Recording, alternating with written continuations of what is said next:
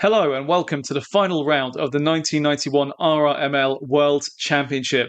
We are finally ready to get this season finale underway, and we cannot wait to see who is going to be the drivers and teams champions of 1991. A quick look at the standings before we get going for today, and looking at the Drivers' Championship, only 4 people can still win this championship. Ayrton Senna at the top on 103 leads the championship going into today's finale. Nigel Mansell second on 95, Alessandro Nannini on 88, and Gerhard Berger on 88 as well. 2 McLarens still in contention, but they have to rely on misfortune for the likes of Senna and Mansell ahead of them. Looking at the team's championship as well, only 3 still in contention, and there are only 5 points between them. Scuderia Nike Ferrari, Burger King McLaren, and Porsche Williams. It is going to be an almighty scrap to see who will come out on top of those 3 famous teams. But first of all, we have to find out which of the pre-qualifying teams will join the grid for today's Grand Prix, and we can have a look at the qualifying results to see who will start where on the grid. At the head of the field, Jean Alesi in the Duracell AGS Jada 117.5 for the Frenchman, a tenth of a second ahead of Adrian Fernandez in the Ford Eurobrun, and Paul Tracy third in the Martini Modena Lambo, just over a tenth away from Jean Alesi's time. Fourth is Perry McCarthy in the second AGS, giving them a really good chance of securing qualification for today's race. Andy Wallace fifth in the Jordan ahead of Damon Hill. Eddie Cheever seventh ahead of Eric Bernard, Andrea De Cesaris, and Roberto Moreno, both of the San Carlo Colonis, breaking into the top 10 in qualifying. Aguri Suzuki 11th for Honda ahead of Nicola Larini, then Jean-Marc Gounon in the Renault, Ivan Capelli, Otto Rensing in another appearance in the Jordan will qualify 15th ahead of Joachim Winkelhock. Alex Zanardi, Tommy Byrne, Roland Ratzenberger and Gilles de Ferran round out the top 20. And at the back, Pierluigi Martini, Naoki Hattori, Alan McNish, Martin Donnelly, Eric Comas and Kathy Muller rounding out the field. Well, 3 of these teams will be joining the main 10 teams for the Grand Prix later. Which 3 teams is it going to be? Let's get down to trackside and find out. Ready and waiting in the commentary box for today's season finale is Tom Cairns. So, Tom, who is going to join the field for the main Grand Prix today? The final pre-qualifying race of 1991 beckons Jean Alesi at the head of the field in the AGS with Adrian Fernandez in the Eurobrun alongside, and we'll wait for the lights to go out and we're racing here. Lights are on, lights off, it's go in Adelaide. And a super getaway from Jean Alesi, not so as much for Adrian Fernandez. He's about to be swung by Paul Tracy, although Fernandez keeps hold of second place for the time being as the field filters their way through the narrow section of Adelaide. They're just going through the Senna chicane now, and up the hill they go towards the right-hander of Wakefield Corner. But so far it's Alesi who leads. It's Fernandez, Tracy, Cheever, McCarthy. Damon Hill is in 6th place with Andy Wallace in P7. We've got Eric Bernard, Aguri Suzuki and Andrea De Cesaris inside the top 10. 41 laps it'll be for this pre-qualifying race. The top 3 cars, or the first 3 different cars over the line, will be qualifying for the Grand Prix later on with both cars in those respective teams. We're on board with the Coloni of Andrea De Cesaris, who's going for it on Aguri Suzuki. Into the De Quetzalville hairpin at the end of the Babin Straight.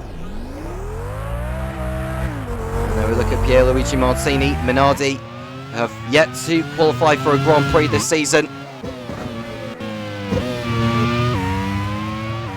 And it's unlikely that they're going to be qualifying here, and they're going to go through an entire season without qualifying for a Grand Prix. Minardi, for the first time since their entry into Formula 1 in 1985.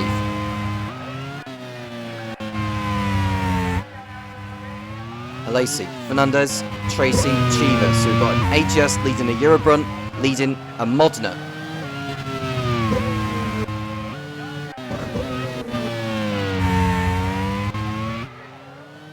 Alesi finished in P11 in the main race in Japan, while his teammate Perry McCarthy got AGS's 2nd point of the season.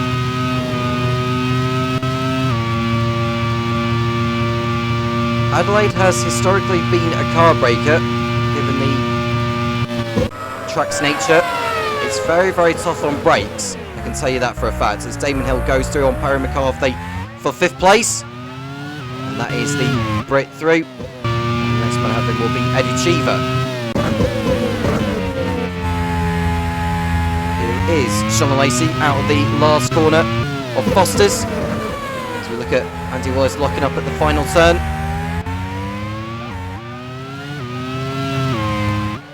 3 laps down, 39 to go. The final pre-qualifying race of 1991.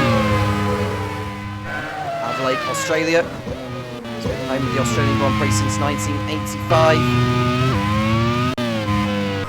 Season decider here in 1990.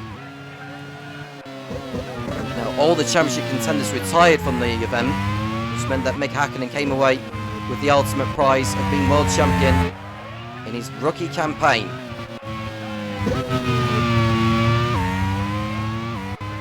Saw a move, I think that was Nicola Larini going through on one of the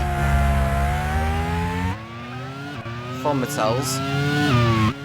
Head back to Sean Lacey. Now Andrea De Cesaris is about to be overtaken by Aguri Suzuki, the same spot as where he overtook him on the first lap. Now he's back behind him. He's got his teammate Roberto Moreno for company.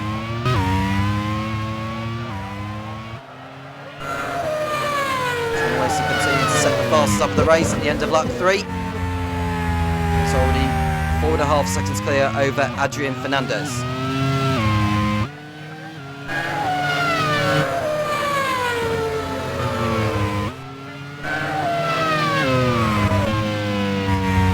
Leading Eurobron, leading Modena. It's a Eurobron in 4th place, 2 Eurobrons in the top 4. And it's Damon Hill's Renault in 5th place.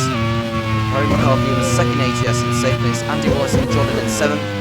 Eric Bernard in the 2nd Modena is in 8th. Aguri Suzuki in the Honda is 9th. In the 10th position is the Bologna of Andrea De Cesaris. We're looking at Gilles de Ferran in the Dallara. Through the left and right before turn in toward the Jones Straight, and it's the Brewery corner that leads on to the back straight. As Moreno goes through on De Cesaris for 10th position, and that's an easy overtake for Gilles de Ferran. I think that was on one of the Monteverdis he's got, but I didn't see which one it was he overtook, but that was a little too easy of an overtake.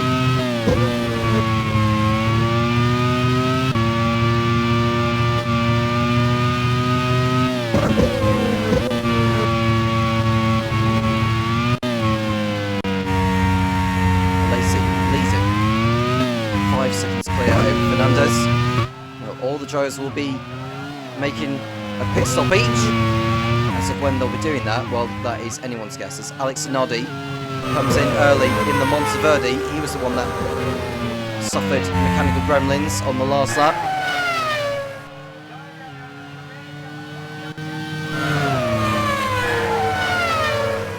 Monteverdi have qualified for a Grand Prix only once this season.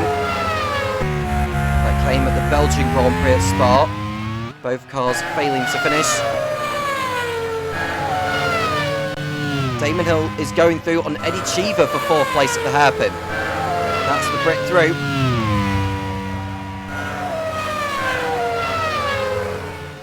Damon Hill competed for Dallara in 1990. He had Johnny Herbert as his teammate. He's had a difficult time of it this season for the Renault team.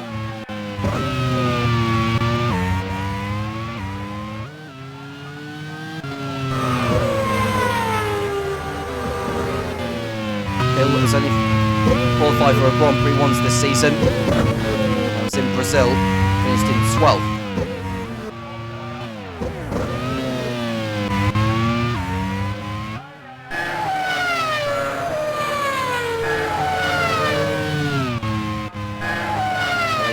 To lead. Good look at Perry McCarthy, I think, going through on Eddie Cheever for 5th position. That's another position down for the Eurobron. Now we look at Adrian Fernandez in P2 ahead of Paul Tracy. It's Damon Hill following suit.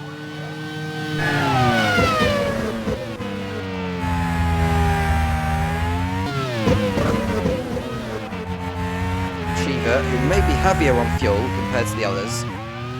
Now got Andy Wallace snapping at his heels.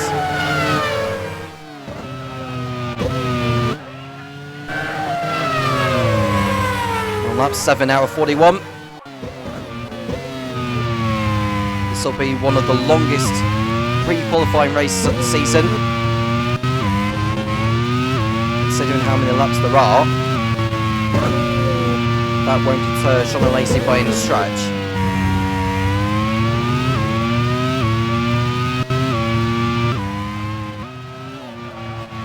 After the pre-qualifying race, we've got the main one later that will decide not only the Drivers' Championship but the Constructors as well. Nigel, Mansell, Ayrton, Senna, Alessandro, Nannini and Gerhard, Berger will fight it out to become 1991 World Champion. And in the Constructors' Championship, Ferrari, McLaren and Williams will go head to head to head to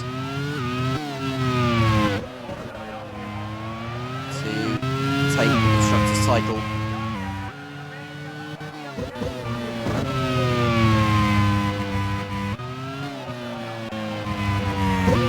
McLaren took the Constructors' Championship last season ahead of Tyrrell. Williams. Ferrari had a miserable season last time in 1990. Only P7 they had picked up.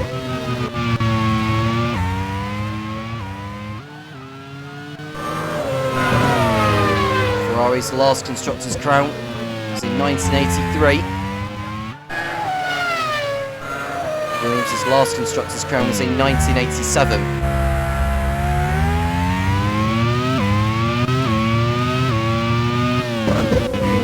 Fernandez is getting the gap down on the Lacey a little bit. It's gone down to 4.2 seconds. As Damon Hill struggles in the Renault. He's allowed Perry McCarthy to get past. And I think we've probably seen Damon Hill him for a pit stop, although he's just gone past pit entry. So it could be the end of the day's work for the Renault team, who have really had a tough time of it in 1991. Andy Wallace has got past Damon Hill. We should see Eric Bernard heading through, and then Aguri Suzuki, and then Roberto Moreno. And Damon Hill's car is on fire. The Renault is on fire, and Damon Hill is going to be pulling out of this pre-qualifying race. A huge shame after running towards the top end. His teammate Jean-Marc Gounon is running in 13th, which will become 12th in a moment, as Otto Renson locks up. Further back,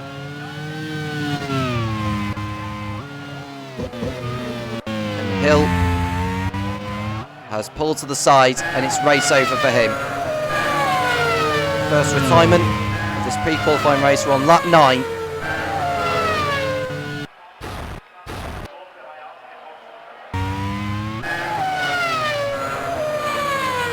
Much to the displeasure of Lewis Massendale.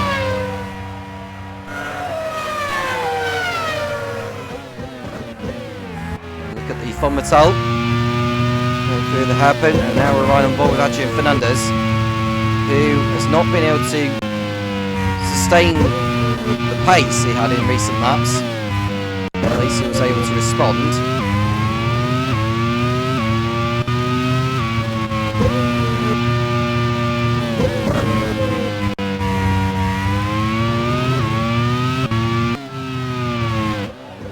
Roland Ratzenberger going through the Senna chicanes in front of his teammate.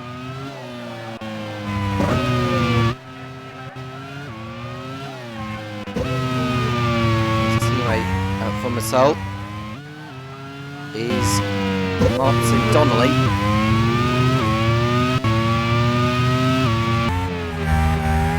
Lacey, who's coming out of the last corner to complete his 10th lap. He's making it look so easy again.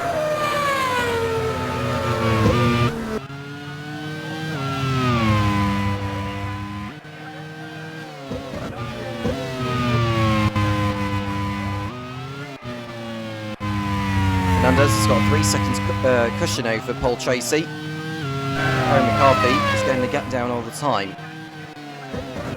Not by much,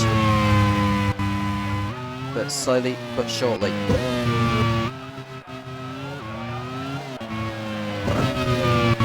Berger Moreno's in front of his Coloni teammate Andrea De Cesaris for 9th.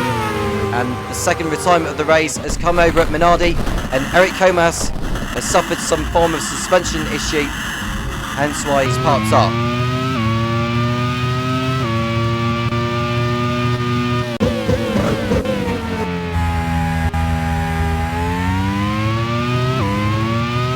We see Alan McNish, who has come in. He had to come into the pits, I think, for some reason, unless he had an error on circuit. He's now behind Alex Sinardi, who came in at the end of the first lap.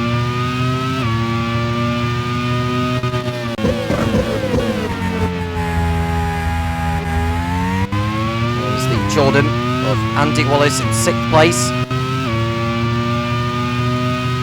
Came close to finishing the race, did Andy Wallace. Unfortunately retired. Jordan heading into the last round of the season, 14th place. They picked up 3 championship points at the Italian Grand Prix at Monza. Both cars inside the points. We'll have to be wary of AGS because they picked up a point last time out and they're only 1 off Jordan.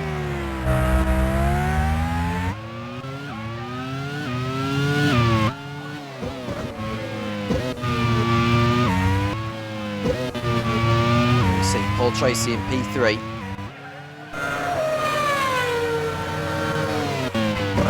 Got an overtake as well. Jean-Marc Gounod's moving in front of Andrea De Cesaris, and Otto Renson has passed Andrea De Cesaris for 10th place. Monteverdi of Ivan Capelli has the Delara of Nicola Larini for company. Through the last corner they come.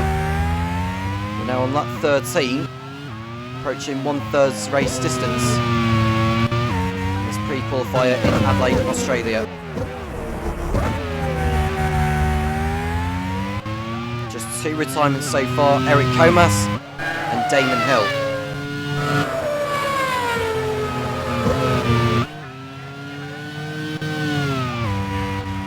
6.5 seconds is the gap between Lacey in the AGS and Fernandez in the Eurobron.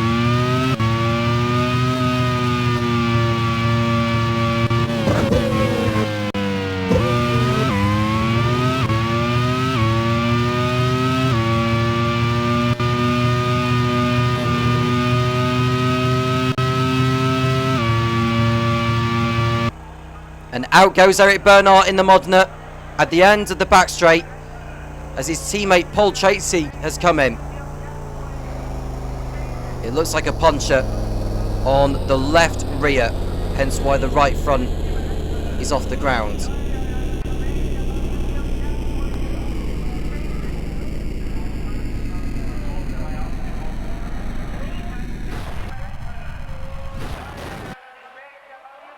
Retirement number 3, and Bernard's pre-qualifying race is done. Let's hope Paul Tracy gets to the end of Modena. Qualify for the Grand Prix later again. Paul Tracy rejoining P12 behind Ivan Capelli.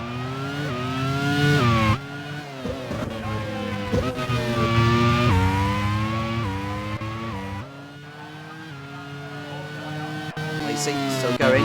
Martin Donnelly still close to Roland Ratzenberger.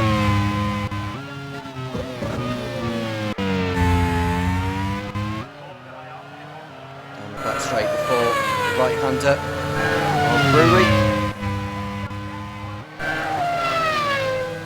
It was very early for Paul Tracy to come in for a stop at the end of lap 13, I think it was, or 14. It was one of those two laps, but he's still quite early thinking of it. He might complete an undercut on a number of drivers, but in relation to the state of his tyres, that's going to put him at a disadvantage later.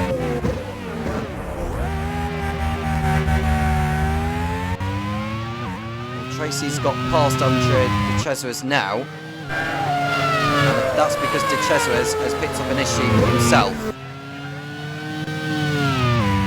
He's behind Nannini, he's behind Winkelhock, he's behind Tommy Byrne, and he's behind Pierluigi Martini. And that's why, engine fire, the Coloni's race is done. And that's retirement number 4 of the race.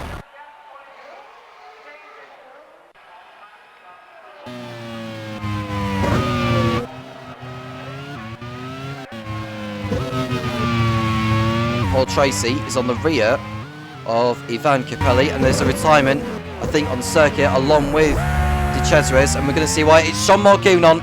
That's both of the Renaults out of the pre-qualifying race, and their season is done and dusted.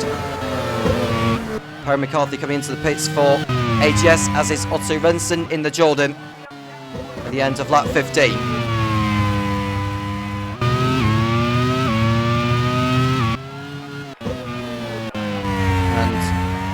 McCarthy has got out in front of Tracy.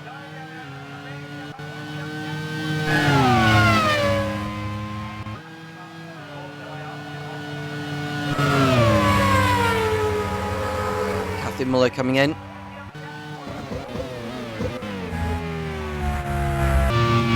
Her mandatory stop. There is Sean and Lacey continuing on in the lead. Not need to rush this by any means. He's got a healthy cushion over Adrian Fernandez. AGS have had a relatively strong season, and Lacey had to slam on the brakes for Kathy Muller, who was coming out of the pits. So Lacey will lose a little bit of time there.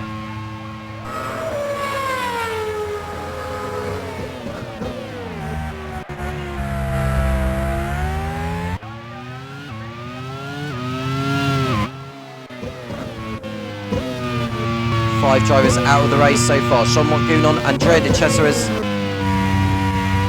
Eric Bernard, Eric Comas and Damon Hill. And it's about to be retirement number 6 as Ivan Capelli's engine goes belly up.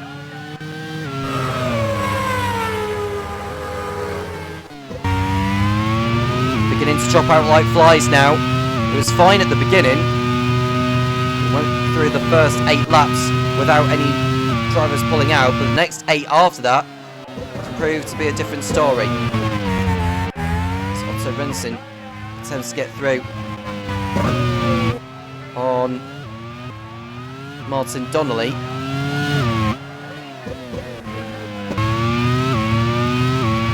As Tommy Byrne goes through on Capelli, Sack Speed aim to get into the Grand Prix for the second race in succession.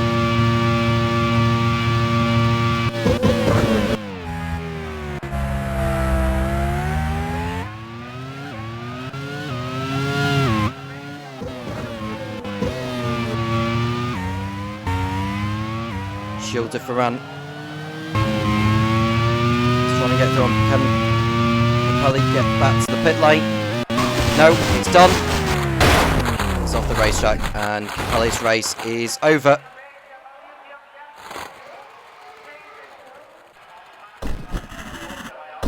David Young sees one of his drivers pull out. Achieve in 3rd place ahead of Andy Wallace.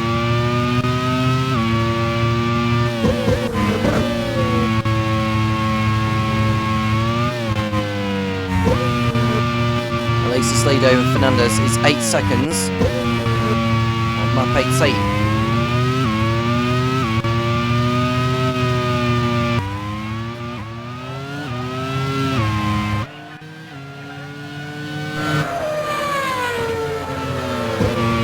As it stands, it's AGS Europe run. It's Europe run again. Andy Wallace is coming in the Jordan, which promotes Aguri Suzuki up into 4th place. Naoki Hattori in the other Honda track, and he's the next to go. So we've got Wallace, Moreno and Suzuki all in. And that's allowed McCarthy and Trace to go back up into 4th and 5th. So as it stands, it's AGS, Eurobron and Modena who will go through to the Grand Prix later. I've just seen Hattori there. Not quite stopping on the track, and that could cause problems for others when they're going through on the exit of Brewery. Paul Tracy being one of those drivers.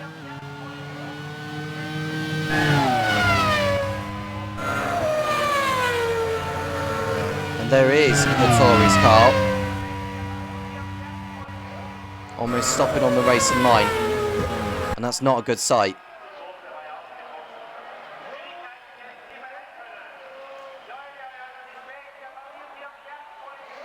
The car is still creeping forward, even though the engine is switched off. I don't like seeing this. I really don't. Hattori should be pulling this out, pulling it further to the side, and he hasn't been able to do so.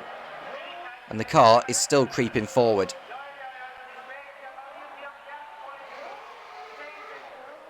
Pierluigi Martini entering the pit lane for Minardi, who are most likely going to be packing up early after this pre-qualifying race has concluded.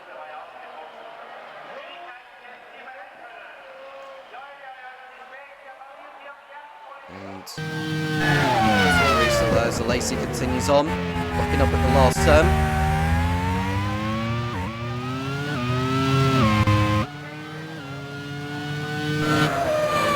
Naoki Hattori should push to the side now as Adrian Fernandez comes in for his only stop of this pre-qualifying event.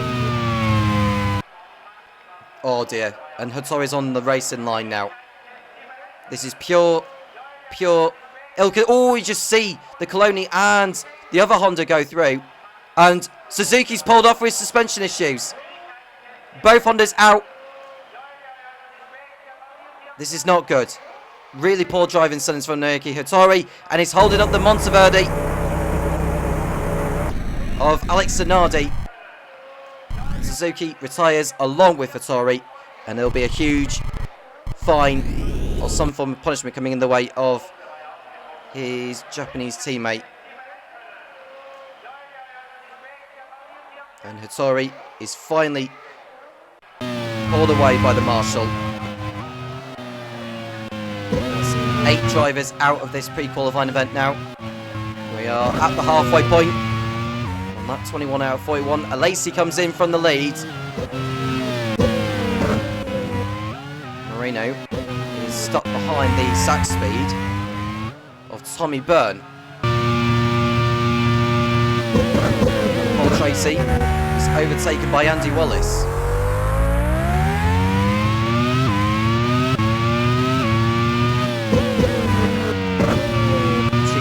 Takes over the lead for now. Lacey will rejoin ahead of Adrian Fernandez by quite some way.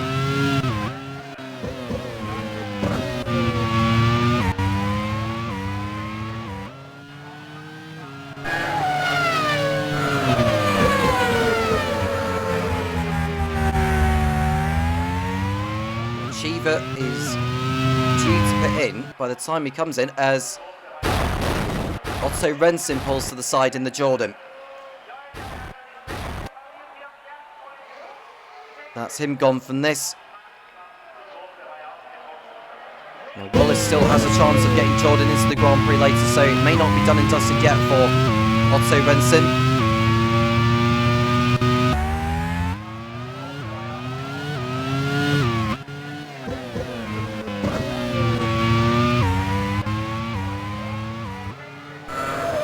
Donning enters the pit lane from Mansell as Moreno goes through almost on Tommy Byrne, and that's going to frustrate him even more. Lacey 3/10 off Cheever. Cheever could hold the Lacey up, that could help Fernandez close it a little, but Lacey's going through on Cheever over at Wakefield Corner. And he's through into the lead as McCarthy puts a lap on the von Mansell. Nicola Larini entering the pit lane for Dallara. Now Dallara looking at how their season has played out. They've made it into the Grand Prix only once this season.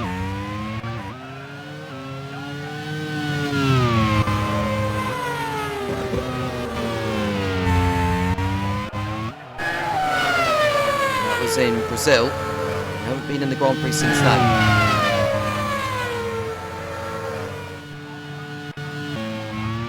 Lacey gets held up behind one of the Reals.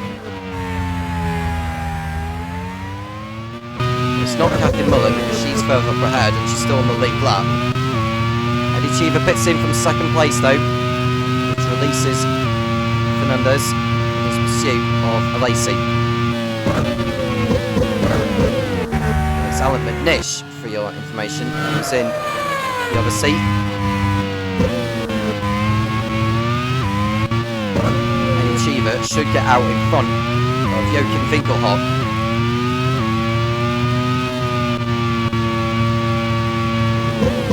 On much better tyres compared to Paul Tracy. I think it'll be like 9 or 10 laps younger of rubber he'll have.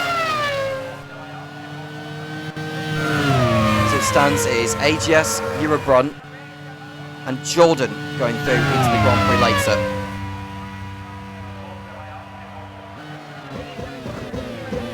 Gilles de Ferran coming in for Dallara, and he rejoins well clear of Kathy Muller. 14th place is the Brazilian.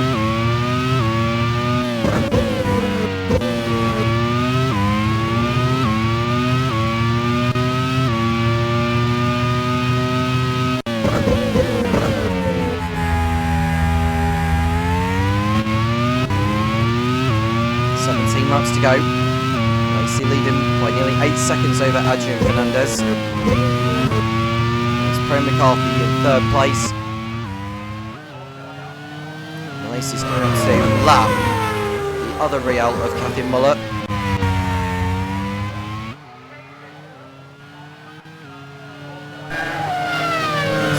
Got a pit stop over at Saxby. Tommy Byrne has come in, as does the von Mansell of Roland Ratzenberger.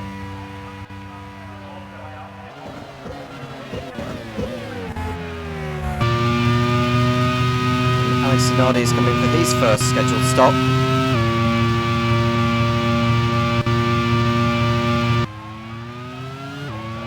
There we see Alan McNish being lapped by Adrian Fernandez.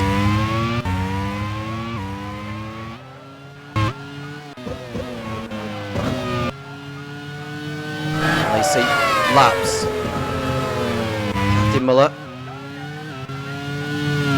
Driver him, so that will be Alex Zanardi's just come out of the pits.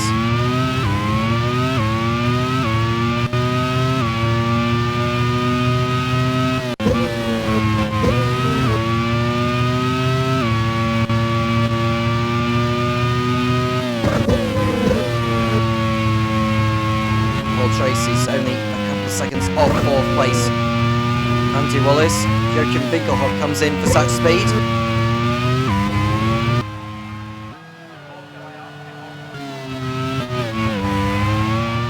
Running in 7th place before pitting in.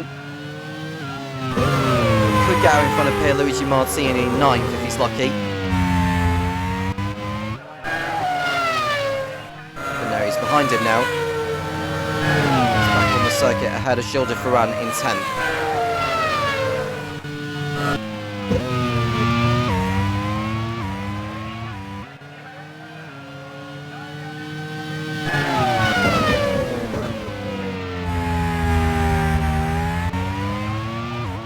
The last 15 laps of this final pre-qualifying race of 1991. We've got the main race to come later, but we need to know which 3 teams from this pre-qualifying event will join the top 10 teams in the Grand Prix later.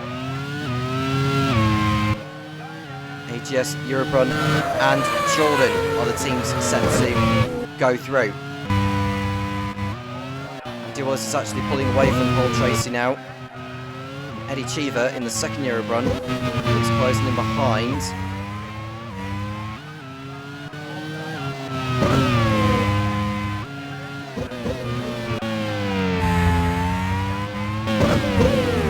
There's Lacey. He's coming up to the lap in Monteverdi of Alex Zanardi.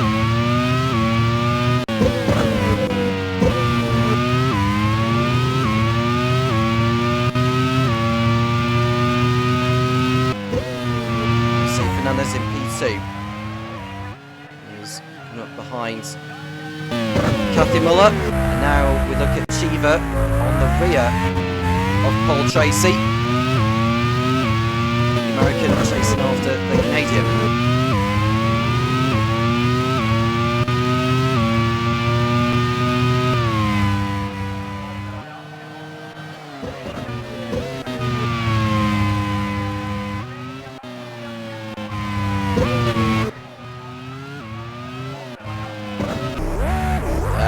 Larini is about to pull out in the Dallara, who was having a strong run up until this point. But his engine has given up the ghost.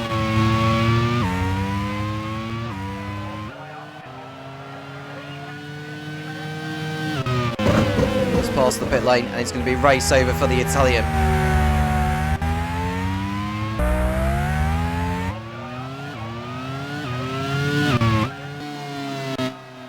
Marini's going to pull off the circuit here at the Senna chicane.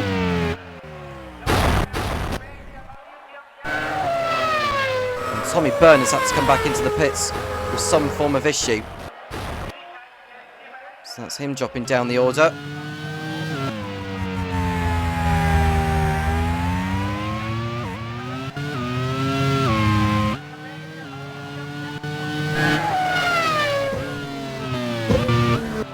Byrne rejoins behind Kathy Muller. He's down to 14th place. He is in front of Alan McNish.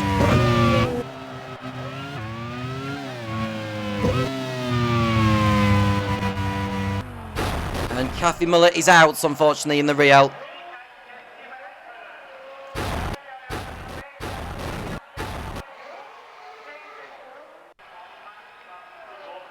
Engine expire for her, and that's her season more or less done.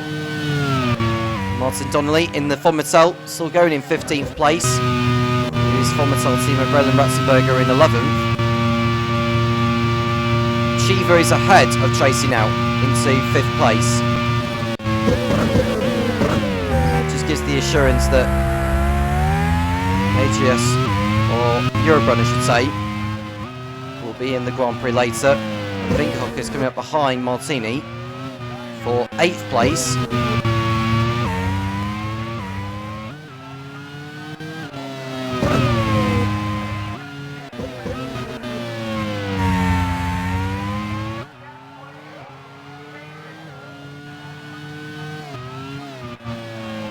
See Fernandez in P2. Mexican. Oh, Wallace running to the back of Alan McNish at turn 3, who was lucky to continue.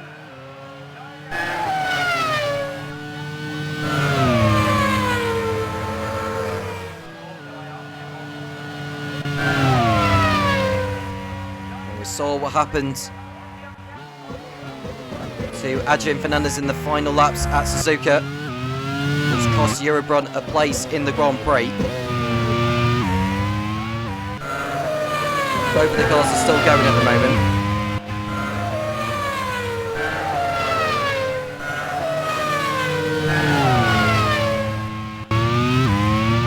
And now we ride on board with Perry McCarthy in 3rd place, 11 seconds off Adrian Fernandez.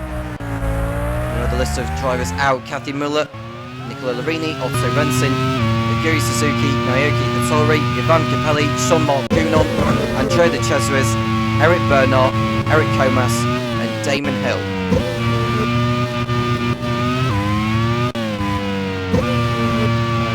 And all the drivers that are left are those in the top 15.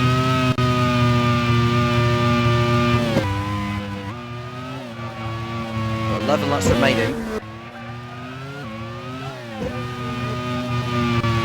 AGS looking strong as ever.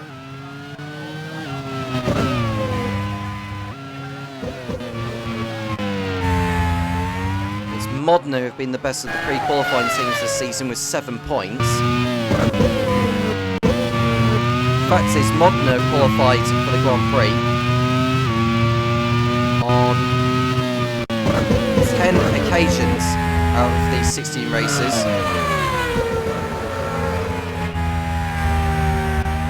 As you look at AGS, they've only just come alive really in the second half of the season. Qualified for 4 Grand Prix. It'll be their 5th one if they manage to get at least one of the cars inside the top 3.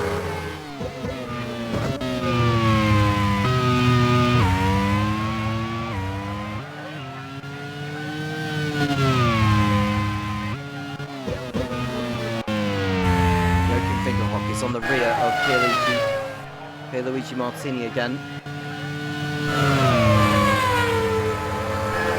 a matter of time, I think, before he actually does get through. Although he's dropped back from the Minardi. There goes Martin Donnelly on Alan McNish for 14th position. Lacey locks up at the hairpin. He's about to put a lap on Roland Ratzenberger.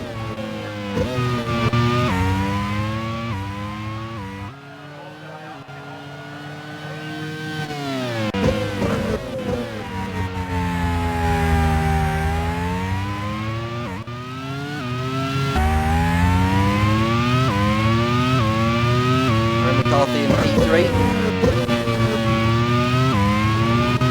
Hot on the back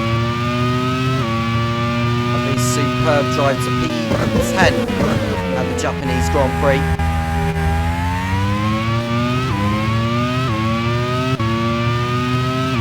Hopes to at least finish the race should AGS qualify. And we look at Fernandez in P2. Cannot do anything about Lacey up front, as there goes Jules de Ferran on Joachim Finkelhock. That looked too easy of an overtake, and I expect Finkelhock to be in the pit lane at the end of this lap.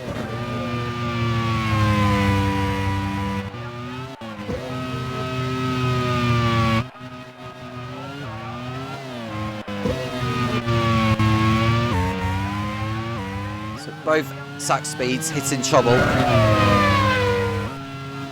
One. They will not be going through to the Grand Prix later, even if they do both finish. And Finkelhock's car is on fire. Well, it's gone up in smoke, I should say. He runs into Larini's car, which is already parked, and it's race over for Joachim Finkelhock. It's the 12th driver to retire from this pre-qualifying event. Lap 34 out of 41. It's Lacey, Fernandez, McCarthy, Wallace and Cheever. So we've got 2 AGSs, 2 Eurobruns, and the Jordan of Andy Wallace, who's running in 4th place.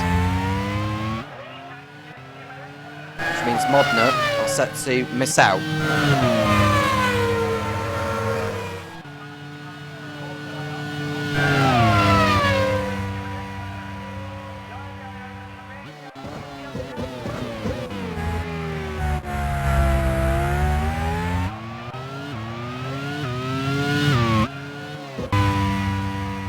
McCarthy has had a really strong end to the season. He's being chased by Andy Wallace. I think he's got a problem actually. McCarthy's off the circuit. Race over for McCarthy. I jinxed it. It looks like some form of puncture for the Brit. No, it's a rear suspension failure. A rear suspension failure on McCarthy's car, and he goes no further. So that opens things up a little bit. AGS are still on course to qualify, but Lacey has got to get to the end.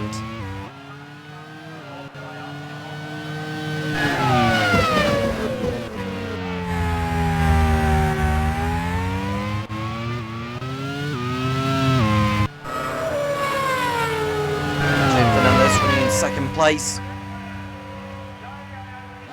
On his own now, not gaining enough on Alesi. He's got no threat behind.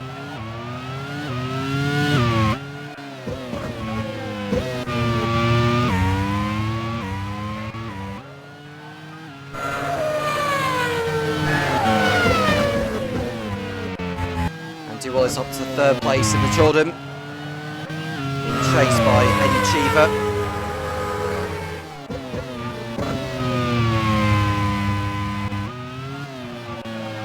Battle going on between Luigi Martini and Gilda Ferran for 7th place.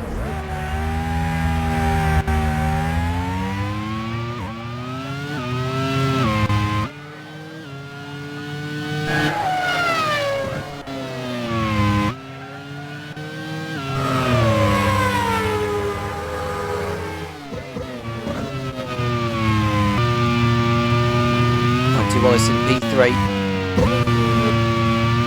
Gap between him and Cheever. It's now 4 seconds.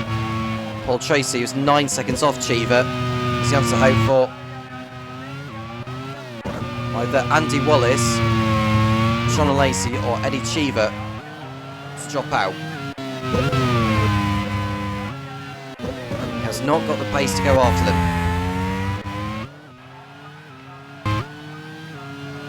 Alesi is now 5 laps away from the end, booking AGS's place on the grid for the Grand Prix.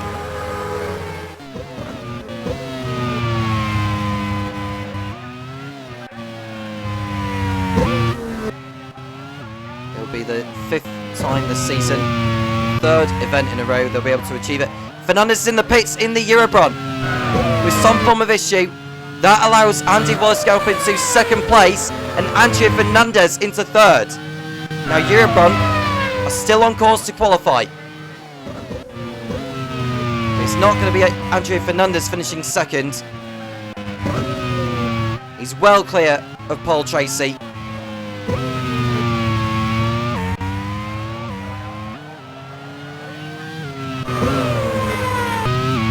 Just see Fernandez in the background, not far behind his teammate Eddie Cheever.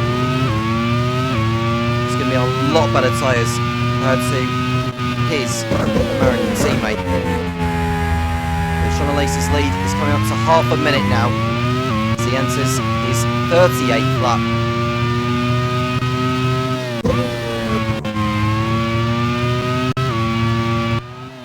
And Fernandez passes Cheever, who is very slow on the back straight. Eurobron's reliability is beginning to kick in, and it's a loose wheel on Eddie Cheever's car.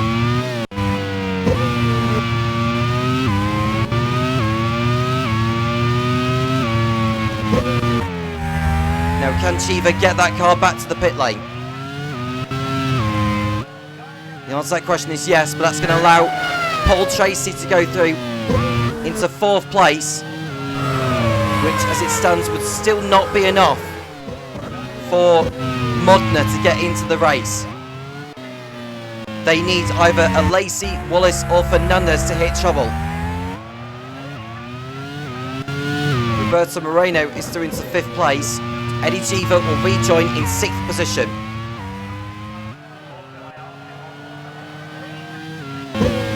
And Alesi's in the pits with problems of his own. But with a half a minute of a margin over everyone else, he should be able to keep hold of his lead. Yeah, there's no way that Andy Wallace is going to take the lead here.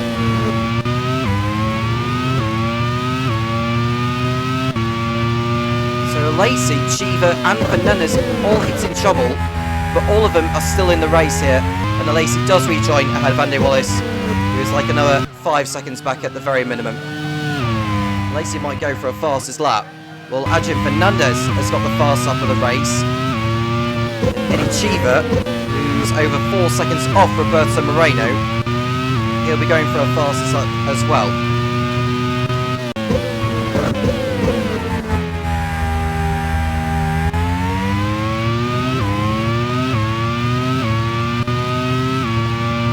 Sounds like it's turning into a fastest lap shootout now between the top drivers of Alesi, Fernandez and Cheever.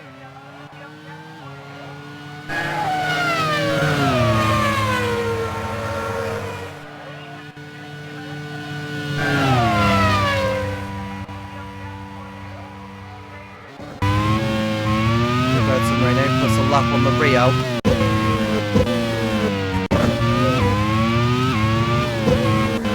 don't think we can see long before Cheever goes past.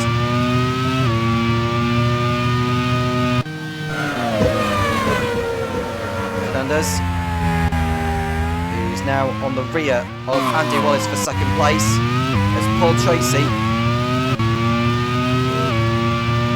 saw McCarthy go out, Lacey, Fernandez and Cheever hitting problems, but it's still not enough for Modena to get through again. 2 more laps to go.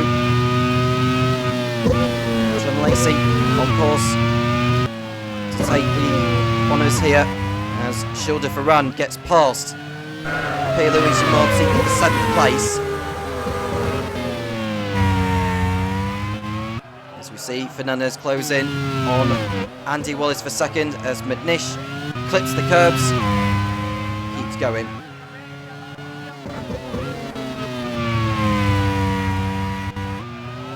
Fernandez is through on Wallace for second place again.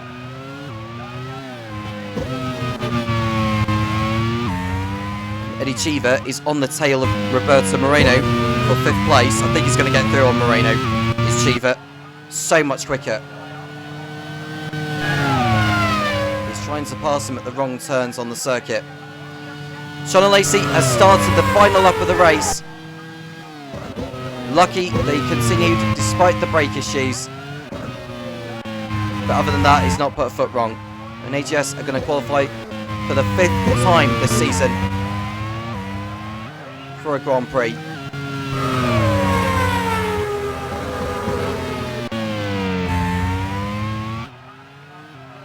Got the back straight and a few more corners to see Paul Tracy again. He'll be very unlucky to not qualify. He hasn't put a foot wrong in this, but I think the time of which he came in for his mandatory start wasn't the best time to come in. Schilder Ferran locks up at the final turn in front of Pierluigi Martini. We want to go to Sean Lacey, who's about to come through to win again in this pre-qualifying race. Sean Lacey exits the last corner and wins the pre-qualifying race here in Adelaide. He takes it. Sean Lacey wins the pre-qualified event ahead of Adrian Fernandez and Andy Wallace, as Eddie Cheever still cannot find a way past Roberto Moreno. But there is Sean Lacey, who wins. Fernandez in second place, it's Andy Wallace in third, it's AGS, Eurobrun and Jordan heading into the Grand Prix later. Modena just missed out with Paul Tracy coming home in 4th place, and it's Roberto Moreno who will hold off Eddie Cheever for 5th. And Schilder Ferran, Luigi Martini, Roland Ratzenberger and Alex Zanardi ran out the top 10. Tommy Byrne, Martin Donnelly and Alan McNish all a lap down.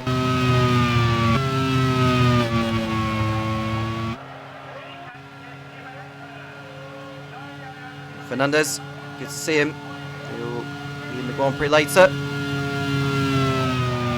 Eurobrun, as they have done time and time again this season, been qualifying for a lot of races. Let's run down on the race result of this pre-qualifying race in Adelaide. Sean Lacey is the winner, ahead of Adrian Fernandez by over 11 seconds. It's Andy Wallace in third. AGS, Eurobrun and Jordan go through to the Grand Prix. Paul Tracy in fourth for Modena, they miss out. Roberto Moreno in fifth, ahead of Eddie Cheever. And it's Schilder Ferran, Pierluigi Martini, Roland Ratzenberger and Alex Zanardi running out the top 10. Tommy Byrne, Martin Donnelly and Alan McNish with the rest of those to finish. Perry McCarthy were lost in the closing stages, but we'll see him in the Grand Prix later. Joachim Winkelhock out in the Saxby. Kathy Muller, Nicola Rini, Otto Rensen out as well, but we'll see him in the Grand Prix later as well. Aguri Suzuki and Naoki Hattori ending Honda's season on a low. Ivan Capelli, Jean-Marc Gounon, Andrea de Cesares, Eric Bernard, Eric Comas, and Damon Hill with the rest of those to not finish. Pre-qualifying is done for 1991, but the Grand Prix is still to come, with 4 drivers going to be crowned world champion, and 3 teams going for the Constructors' Prize. It's time for the Grand Prix to come, but for now, Topher Swift will run down on everything you need to know before the season finale commences. So, qualifying for the main Grand Prix today here in Adelaide, Duracell AGS Judd, Ford Eurobrun Racing and Zepter Jordan Racing. Those 3 teams joining the main 10 Grand Prix teams for today's season finale. But how have they qualified and how is the championship battle looking after the qualifying hour? We can take a quick look at the results now, and it looks like we are set for a showdown. As second place in the championship, Nigel Mansell puts it on pole position, less than half a tenth ahead of his main rival Ayrton Senna. It could well be between those two for the championship today. Thierry Boutsen third in the second Williams, ahead of Heinz-Harald Frentzen in the Red Bull Tyrrell. The 2 McLarens 5th and 6th on the grid, Gerhard Berger and Alessandro Nannini, both in contention for the championship, but they'll have a bit of work to do from the third row of the grid. Michael Schumacher 7th ahead of Martin Brundle, and then Mika Häkkinen, the outgoing champion, 9th ahead of Eddie Irvine, 10th in the Playboy Ligier. Michele Alboreto 11th ahead of Rubens Barrichello in the second Tyrrell. Ari Luyendyk 13th ahead of Gianni Morbidelli. Mika Salo 15th alongside Mark Blundell. Then Paul Warwick, Manuel Reuter, Jean Alesi and Eddie Cheever rounding out the top 20. Jean Alesi the top pre-qualifier on the grid for this race. And at the back, Stefano Modena, Adrian Fernandez, Jonathan Palmer, Andy Wallace, Perry McCarthy and Otto Rensing propping up the field in 26th place. Well, 4 drivers still in contention for the championship. Ayrton Senna, Nigel Mansell, Alessandro Nannini, Gerhard Berger. Who is going to be our 1991 champion?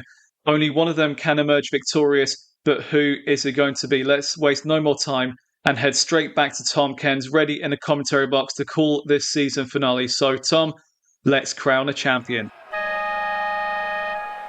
It all comes down to this. It's the championship decider in Adelaide. Will it be Nigel Mansell, Ayrton Senna, Alessandro Nannini or Gerhard Berger coming away with the ultimate prize, the 1991 World Championship?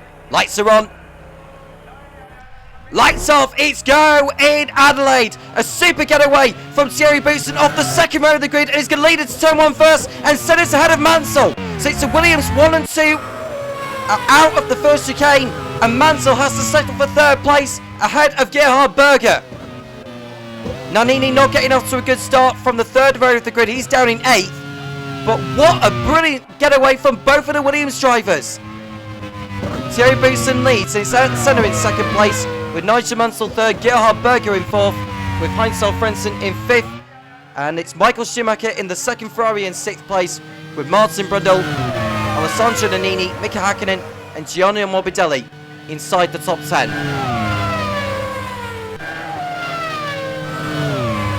There goes Frentzen on Gerhard Berger into the hairpin at the end of the back straight, and that's him through into 4th position as we ride on board with Thierry Boutsen, who's done everything he needs to have done. He's done everything he needs to have done at the start. Now he just needs to work with his teammate Ayrton Senna, who's right behind. He won't want to hold him up at all. And Williams, as it stands, will be coming away with the Constructors' Trophy. And there is Mansell in P3. He's got with it all to do from here. It's a long race. You never know what could happen with reliability around here. It's Boutsen leading Senna, leading Mansell. It's Frentzen in 4th, Berger 5th. And it's Schumacher, Nannini, Brundle, Häkkinen and Irvine is just moved into the top 10 now because Morbidelli has dropped down a couple of positions. And there we see Boutsen has got Senna right behind. I think we're going to see a change for the lead here. Senna on the inside of Thierry Boutsen, and he's due into the lead, which is where Senna needs to be in order to become world champion for the second time. Plenty of further overtakes at the back. I think Mark Blundell's got in front of Rubens Barrichello for 13th place.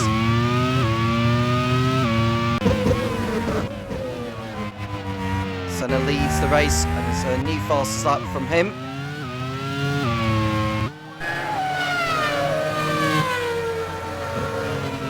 Mansell get through on Boutsen.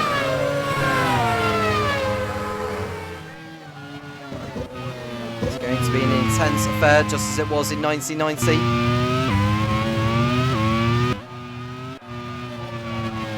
Lyondike running in 15th position.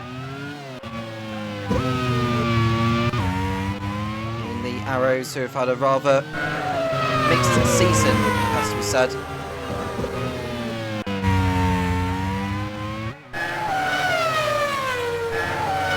They've yet to finish on the podium.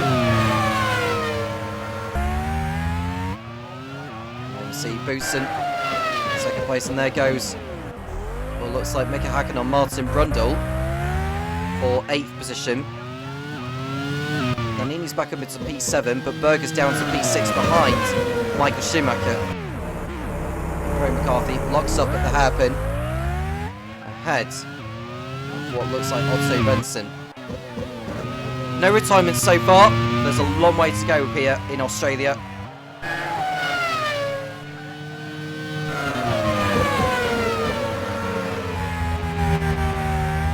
2.3 seconds is the margin between Senna and Boutsen. Senna unleashing his true potential. Boutsen will just want to hold up the likes of Mansell and co.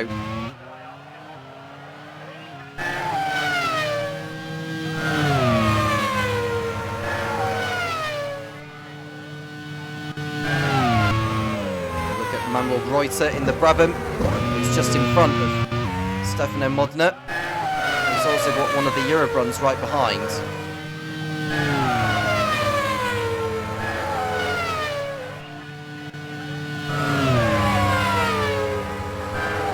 Down the back straight they come. And there goes Stefano Modena on Manuel Reuter. And it looks like the Eurobrun has got through at the same time.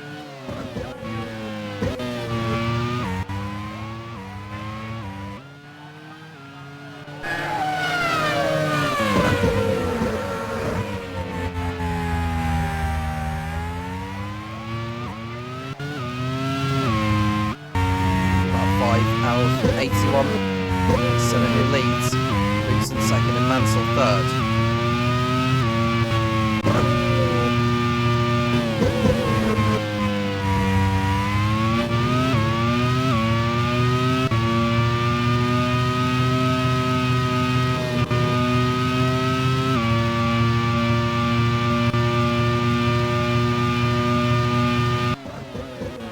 There's Boutsen in second place. 3 seconds behind Senna as we see Brundle locked in combat with Michele Alboreto. Alboreto slots back in behind.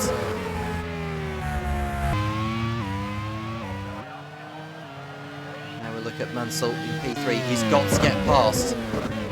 Well, I say he has to get past Senna. Comes into this.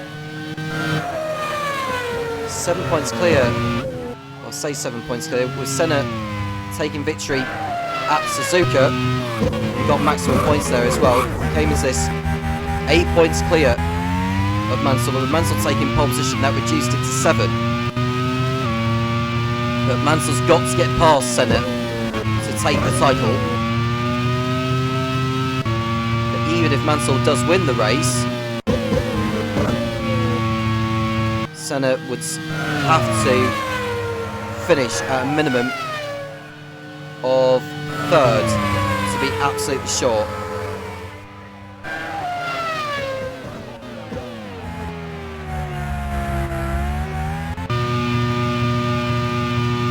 Michele Alboreto running in P11, going through on Martin Brundle at the end of the back straight, and the Italian goes through as Mark Blundell locks up.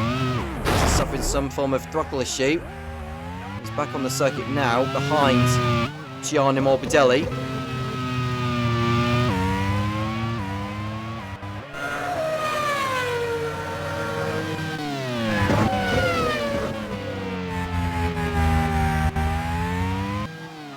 Mansell third, Benson fourth, and Schumacher. And Shauna Lacey is had to come in for an early pit stop in the AGS after 6 laps. Did suffer brake issues in the pre-qualifying race of Lacey in the closing stages, but was lucky to continue on and finish and win out. He will drop to last position, will the Frenchman.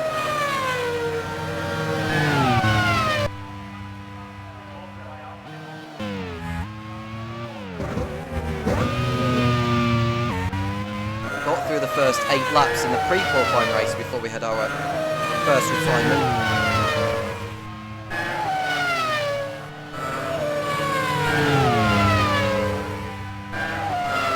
We'll see an overtake from Arie Luyendyk on Rubens Barrichello. Barrichello, who finished on the podium last time out at Suzuka.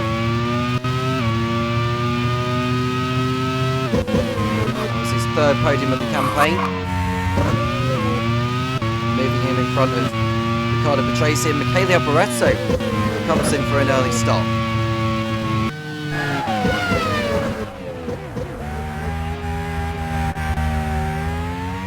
So Alboreto will be dropping down the order.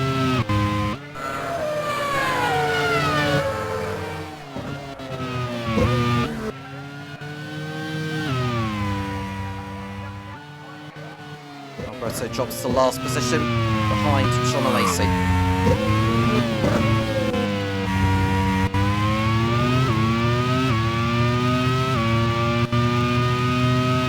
And Mansell is under threat from Heinzel, Frenz and Cyril.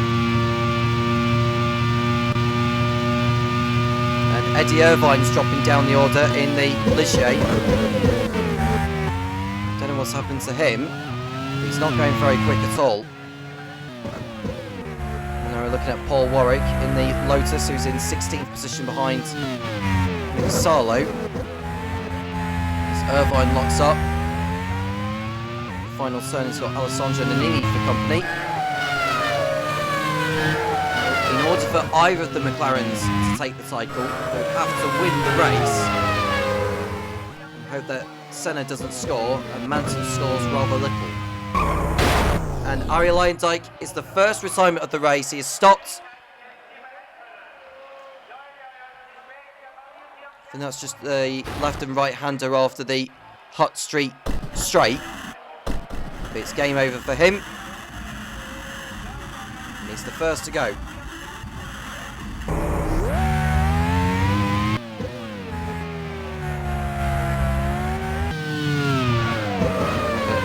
Salo. Warwick.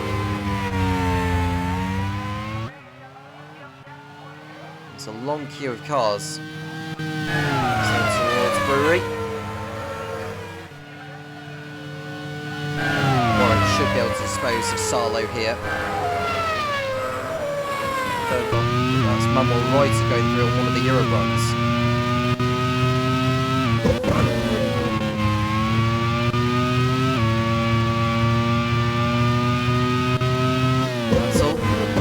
Third place, ahead of Frenson.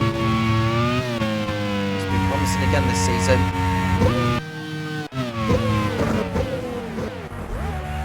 Andy Wallace is running P21.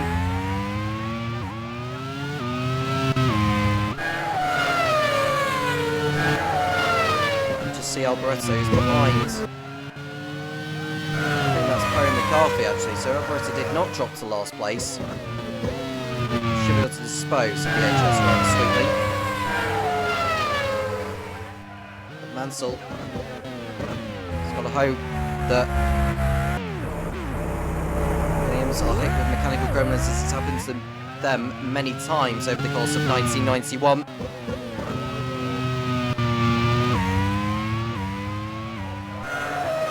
Last Ferrari champion was Jody Scheckter in 1979.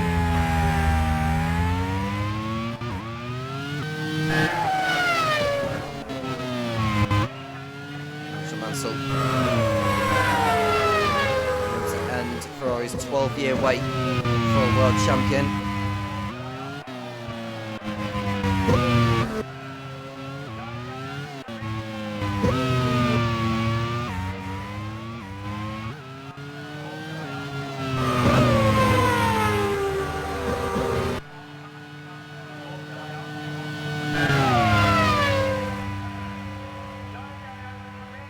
Senna leads, and it's Boutsen 5.5 seconds off. Nigel Mansell third, Heinzel Frentzen fourth. And it's Michael Schumacher in fifth place, Mick Hakkinen sixth in the Brabham. Gerhard Berger seventh, Eddie Irvine eighth, Alessandro Nannini ninth, and it's Martin Brundle inside the top 10. Not too far away, I don't think, from pit stops. It's likely we're going to see some 3 stops in this.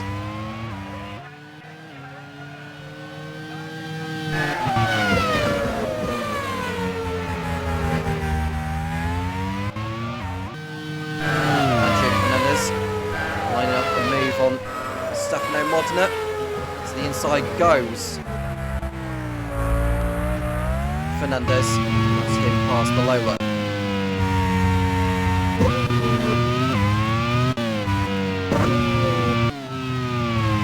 We'll see Martin Brundle, 10th position.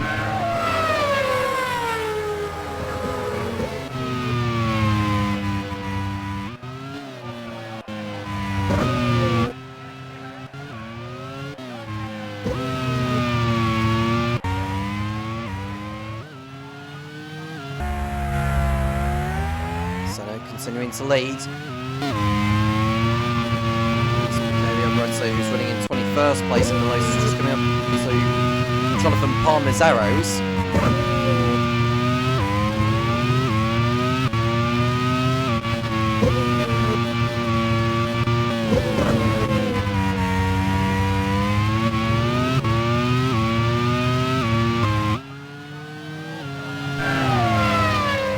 And with Senna in the lead still. 4 times a race winner this season. So Lacey goes through on Perry McCarthy for position. McCarthy does let the Frenchman go.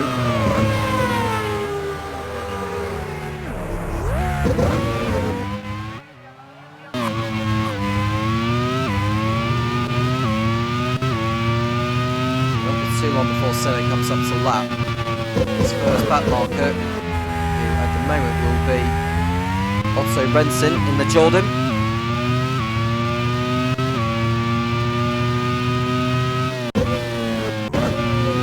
Chicane. There's the AGS, and now we're looking at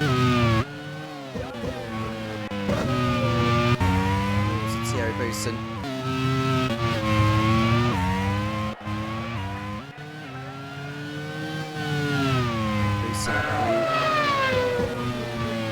Had a spell on the sidelines. For Childe Ferran. Took his place for 5 events. Boutsen won this San Marino Grand Prix at Imola. As Hakkinen runs over the curbs a little too much. Boutsen also won the Spanish Grand Prix in Jerez.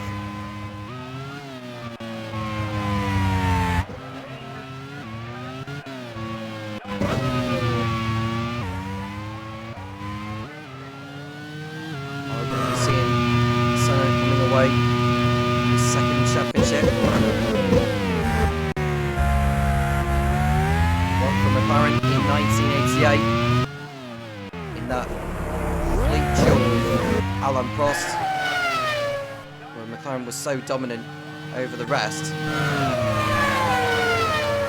This season it's been far from that in terms of the way it's been played out between Williams, Ferrari and McLaren.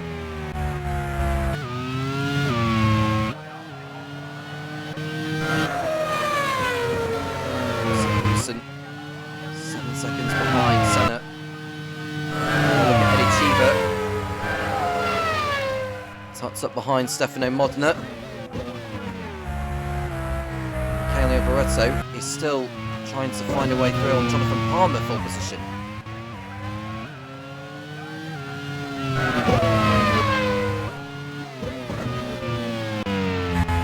Not far away from pit stops. It's just who's doing the 3 and who will be doing the 2.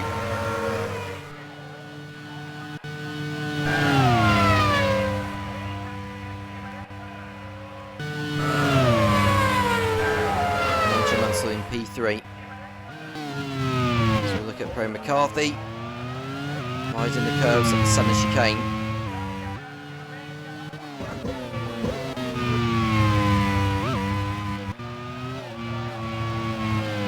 Outside the top 10 we've got Mark Blundell in 11th, Gianni Morbidelli 12th, it's Rubens Barrichello, Paul Warwick and Mika Salo in a fight of their own. So still not able to get through on Jonathan Palmer.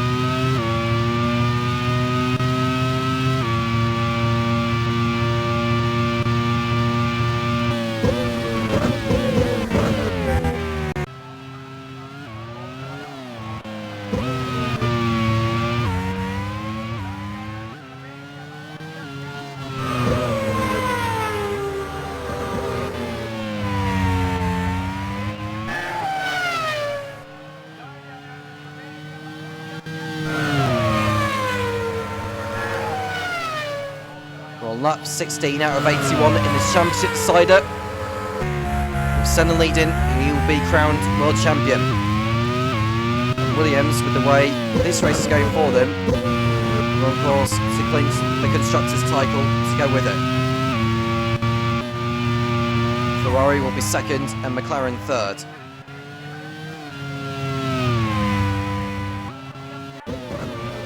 Got a pit stop over at Williams as Thierry Boutsen comes in for his first stop at the end of lap 16.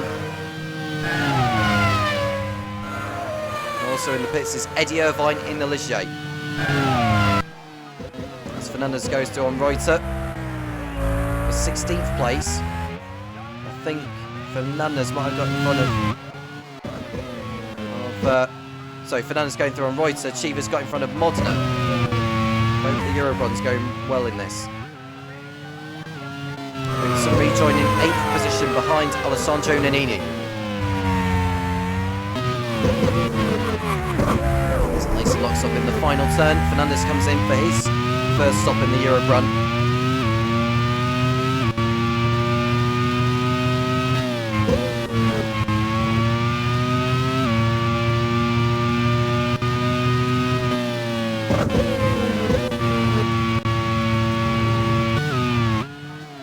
Frentzen in P3, Schumacher in 4th.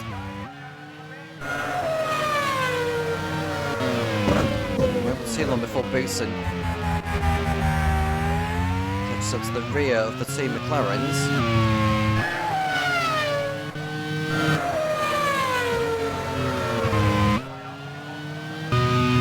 Andy Wallace.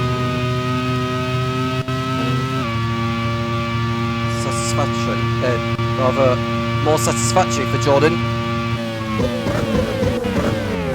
In 22nd position as Blundell pits in for Benetton. Benetton came away with the win here last season with Nelson Piquet. We look at Irvine, he was running in 12th after his pit stop. So Alberto comes in for his first scheduled stop of the race. The same for Shauna Lacey. 15 seconds is the margin between Senna and Mansell. Now, even if Senna was to drop out of this, Mansell would still need to finish 4th or higher to be crowned champion.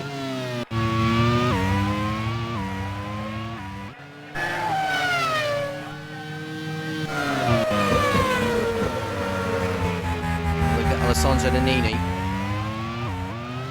Now, the only way for either of the McLaren drivers to take the title is for either of their drivers to win. Senna not to score, and Mansell to score rather little.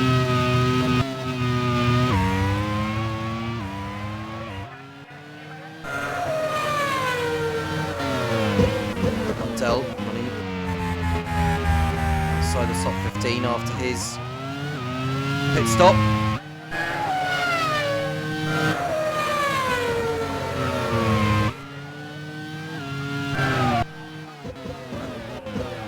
Senna has never won the Australian Grand Prix. Neither has Nigel Mansell. Senna, who pits in from the lead. Is Mansell going to come in as well? Or is he staying out there? He's decided to stay out there. Frentzen and Schumacher likewise.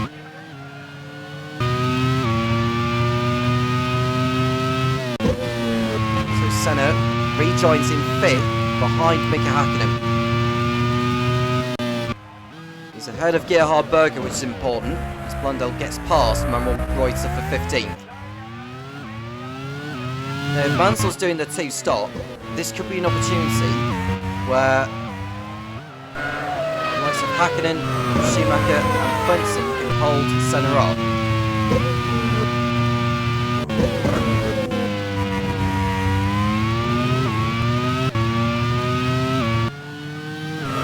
Salo, who's running in 14th.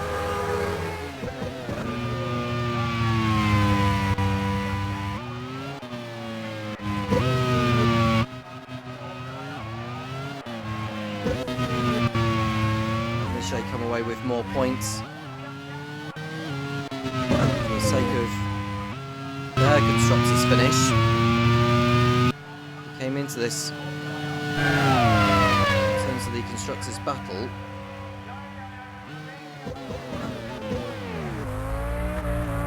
The 5th ahead of Lotus by 12 points. Got a pit stop over at Brabham because Mika Hakkinen's in. That releases Ayrton Senna.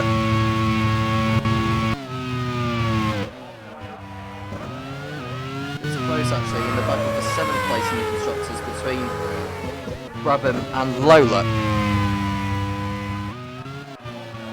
Hakkinen rejoins in 9th position. Morbidelli's come into the pits for Lola. And there you can see Senna, Schumacher comes up to lap onto Renson, who holds up Senna.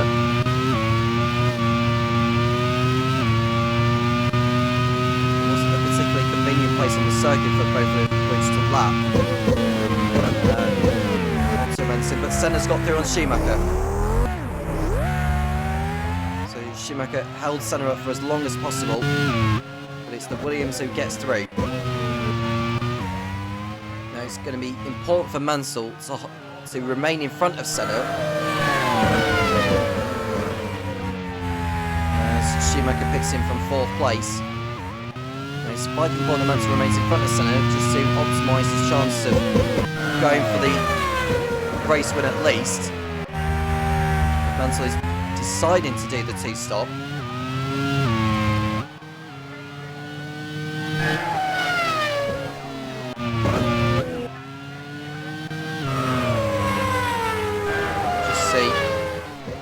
Schumacher rejoining the circuit in P11 behind Rubens Barrichello, and it's Harry McCarthy being overtaken by Alberto Annalesi.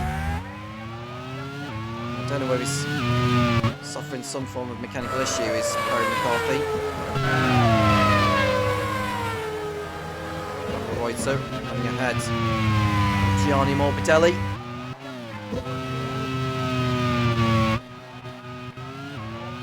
Senna is now only 1.4 seconds off. Frentzen, it's inevitable he'll get in front of him, it's just a matter of when. There he is, coming out of the final corner. Mark Blundell. Now it's Alessandro Nannini. Looking up. Laps. Jordan of Otto Rensim.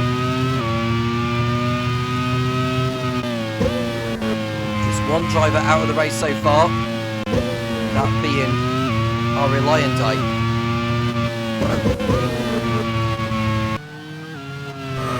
See Frentzen holding up Senna now. Heading towards Brewery next. Senna going for it on Frentzen, but he won't do that.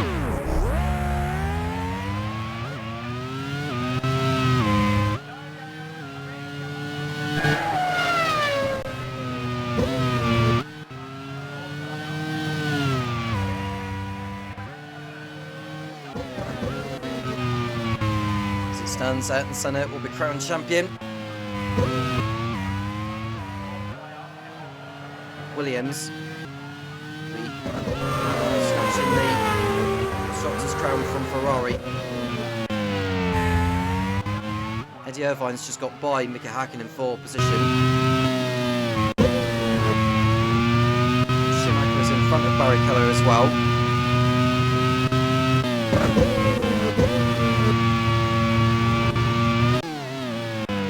Paul Warwick is in 12th place ahead of Mark Blundell.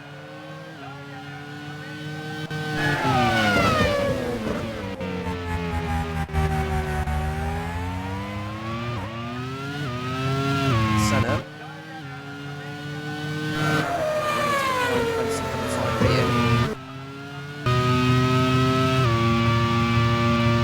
How long will it be before Senna gets by? Well, he's not in front of him just yet.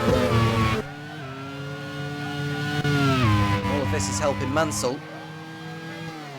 As Morbidelli overtakes Manuel Reuter for position.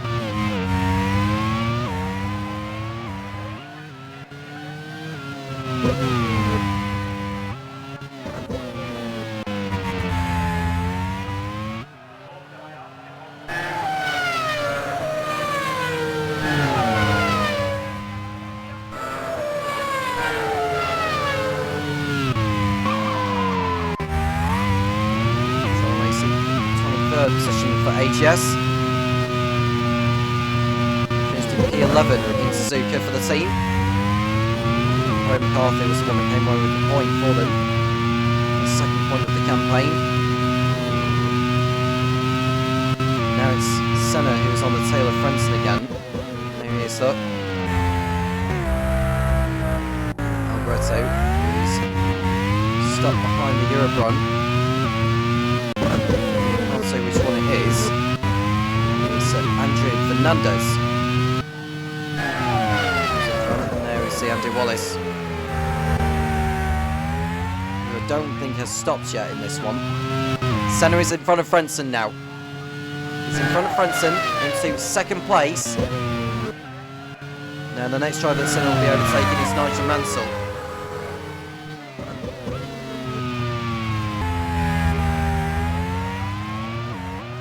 When Mansell gets up to the back markers, that's when he'll have to pit it.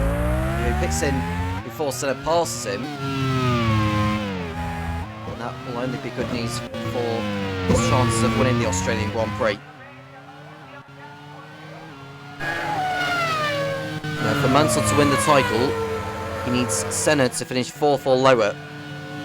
And he also needs to win the Grand Prix.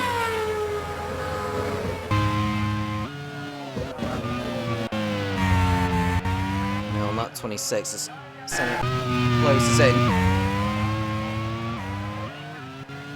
Berger and Nannini are running in 5th and 6th. Boutsen has got back up into 4th place. He's got around about 8 seconds to make up on Frentzen, who hasn't stopped yet.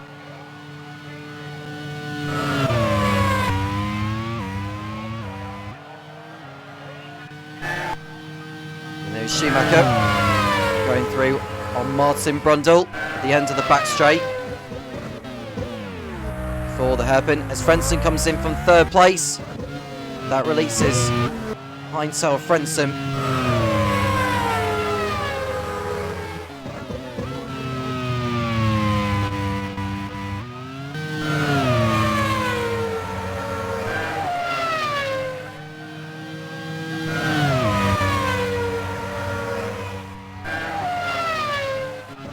Frentzen rejoin the race, and Senna's out!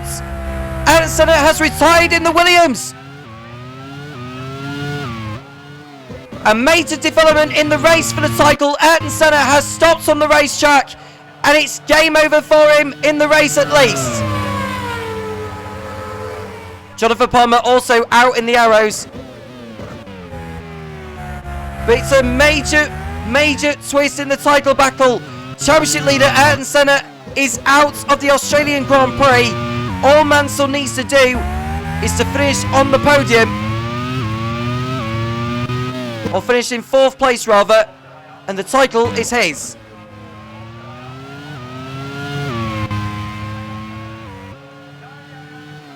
And there we see a move involving the AGS. That has come as a shock. Senna is out. Williams still have a shot of going for the Constructors' Championship. It's also given Gerhard, Berger and Alessandro Nannini a go at least try to win this race, should anything happen to Mansell and Boutsen.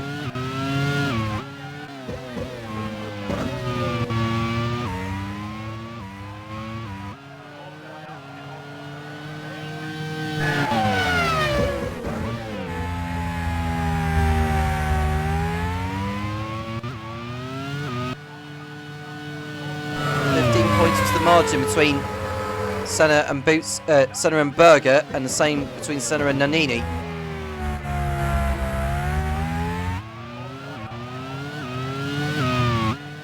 Berger and Nannini have not. Well, Nannini's won races this season, Berger has not. So the only way Berger's going to take the title is to win the race and get the fastest lap.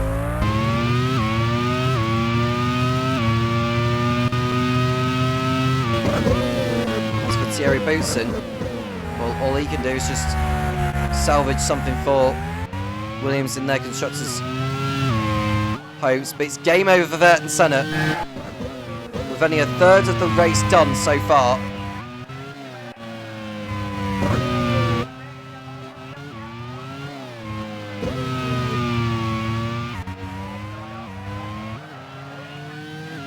Mansell leads Boutsen by over 8 seconds. Mansell is yet to stop in this race.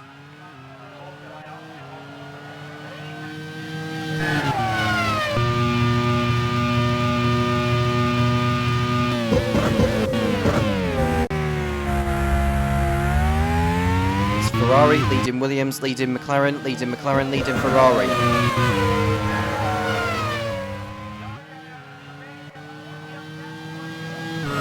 Frentzen being held up by Martin Brundle has allowed Eddie Irvine and Mika Hakkinen to close in. Irvine moves in front of both Frentzen and Hakkinen into 7th place.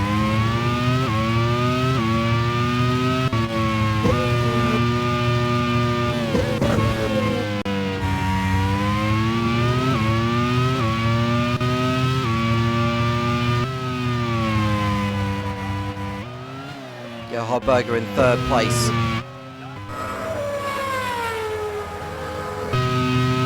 As we see Gianni Morbidelli high up in the Lola. He's in 13th place. Stefano Modena, his teammates, further down the order.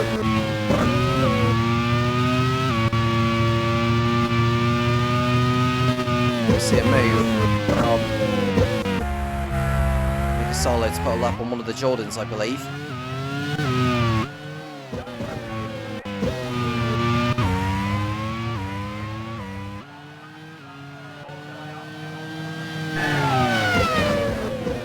Here's the Porsche Williams of Thierry Boutsen, twice a winner this season.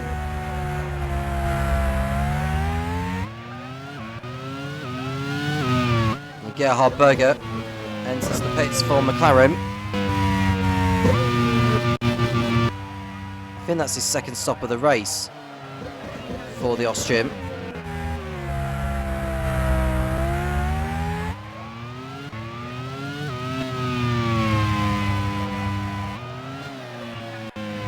Nannini in 3rd place as Berger comes out of the pits, ahead of Mark Blundell in 9th.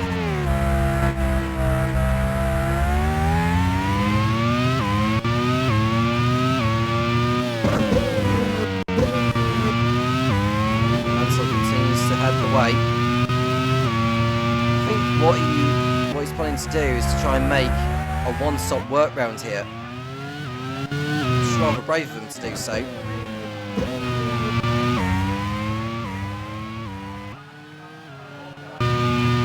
And Frentzen is going to go through on Eddie Irvine for 6th place. Move is successful that time around.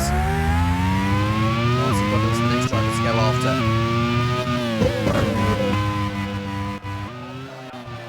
It's Alessandro Nannini who comes in.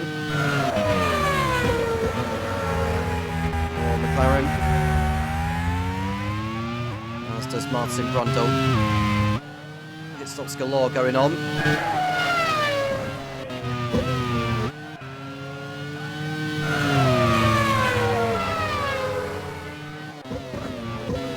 Nannini will get out in 10th behind Barrichello. As for Brundle, rejoin behind Gianni Morbidelli.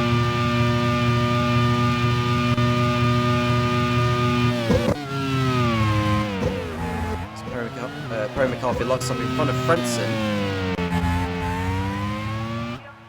He gets to, as does Irvine, as does Hakkinen.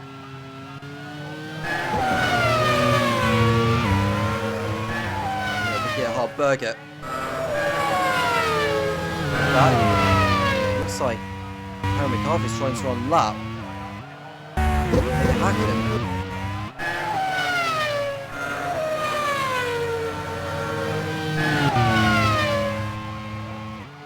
Mansell says he's coming down to 6 seconds. When will he decide to make his first stop?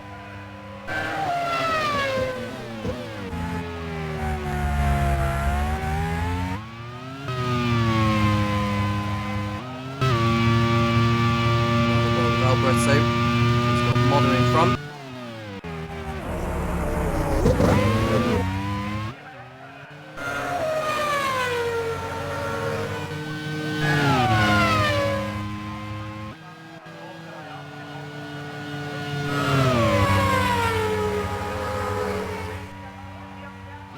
Seconds is the gap still. Schumacher in 3rd place, continuing to drop back. He's well clear of the Frentzen, Irvine, Hakkinen, Berger battle.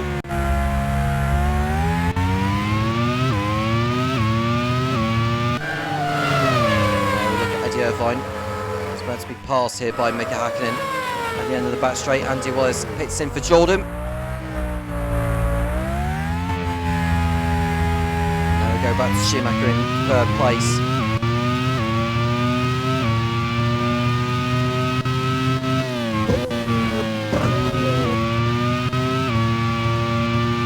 One of the first 2 races in Cleveland and at Interlagos.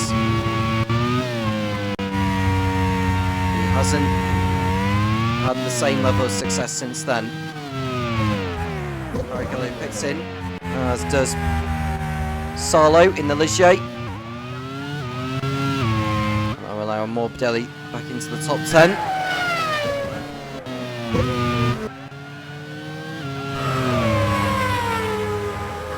Looks like Barrichello will get out in front of Paul Warwick for position.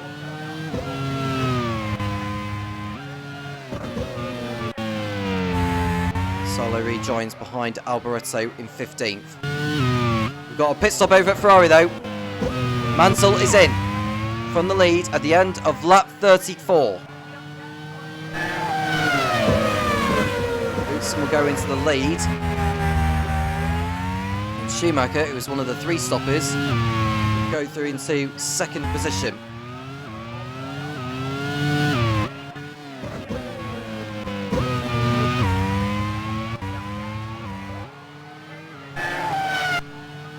See Paul Warwick. He's just been passed by Barrichello. 12th. Trying to make his way through by Jordan there. And then it's Thierry Boutsen who leads.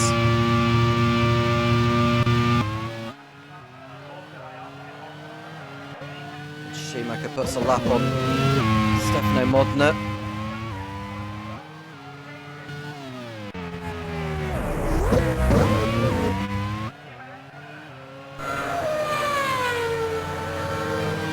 Lap 35 of 81, coming towards half race distance. And the season finale of 1991. Mansell's got the gap down to Schumacher.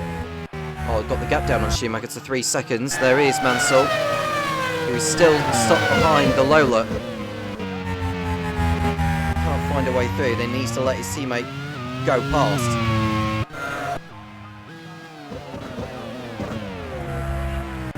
Brundle overtakes Morbidelli for the final point.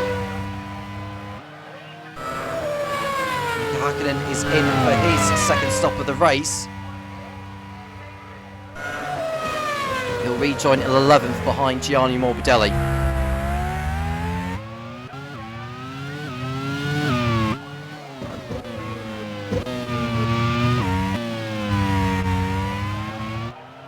Mansell is still stopped behind Schumacher here as they come up to lap the Lola. Schumacher goes through. And does Mansell go through at the same time? It's vitally important that Mansell gets by the back marker. He did so that time around.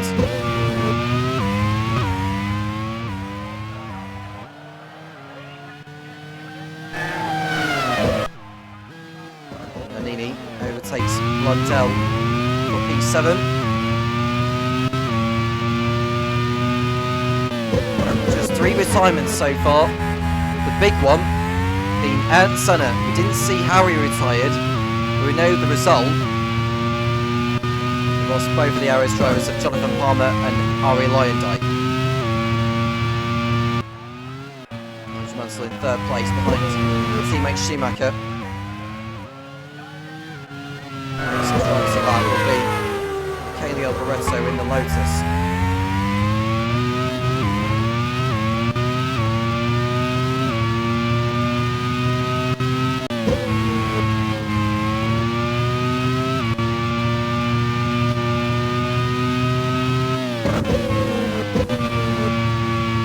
Mansell has passed Schumacher for 2nd place. That move was coming all along.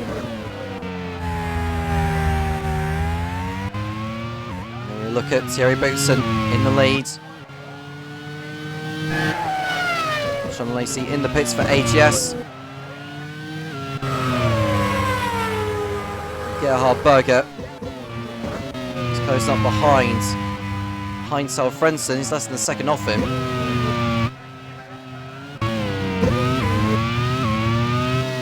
There goes Schumacher lapping Lacey. Irvine pits in for Ligier. Blundell is also in.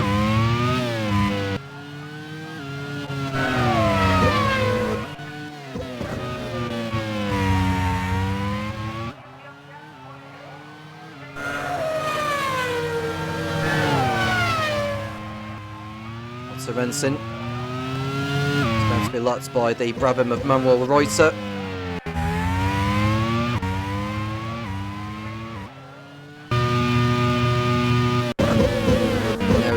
Schumacher as Brundle puts a lap on the AGS, goes through. Fernandez pits in from 15th position, having a good race so far. And we've got a pit stop over at Williams as Boutsen comes in.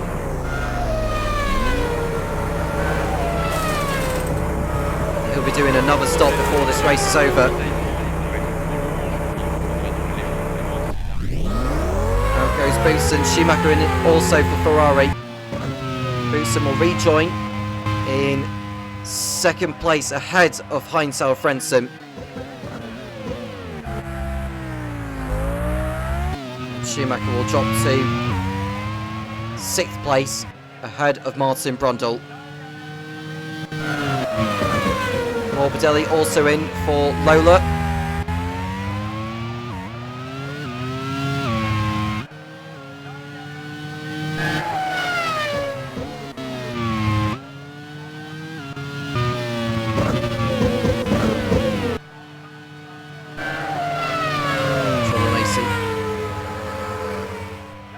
Stefano Modena 4th position. It's been a rather low-key race for Stefano Modena. His pace just hasn't been there for this round.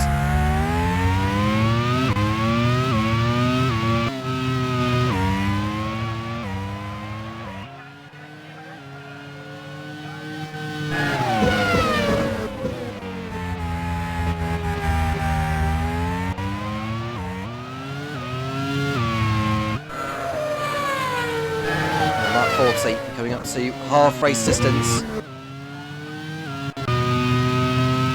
Gerhard Berger, 3rd place ahead of Frentzen, he's just got by him.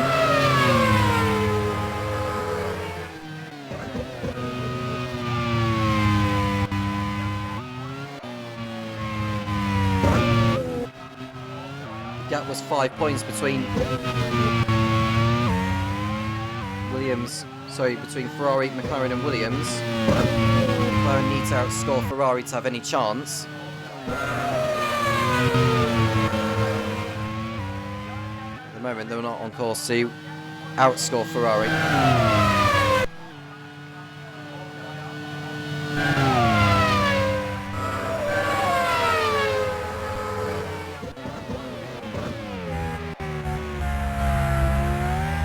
The pace has been better in the McLaren today compared to what we saw in Suzuka.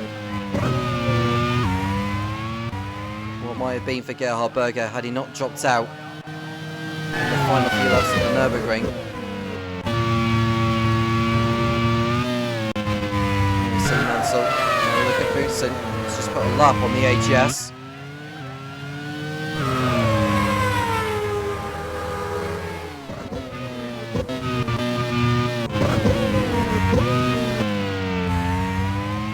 See Chiva being lapped by Boutsen and Mansell.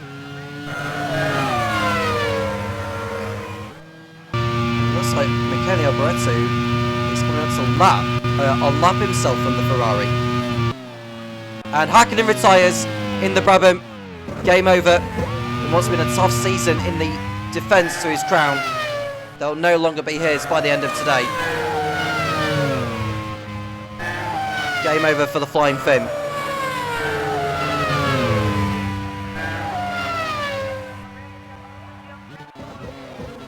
So Renson pits him in the Jordan.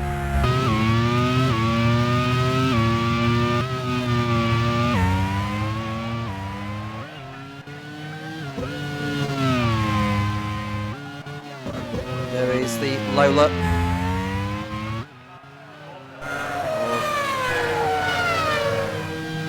Gianni Morbidelli chasing after Paul Warwick.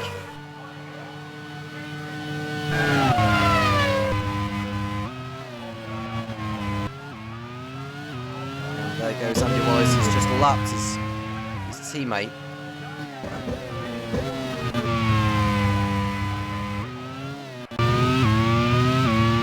Look at Berger. Boutsen, who's in P2. It's a lap on Stefano Modena. Not far behind Boutsen is Gerhard Berger. Sean and Lacey.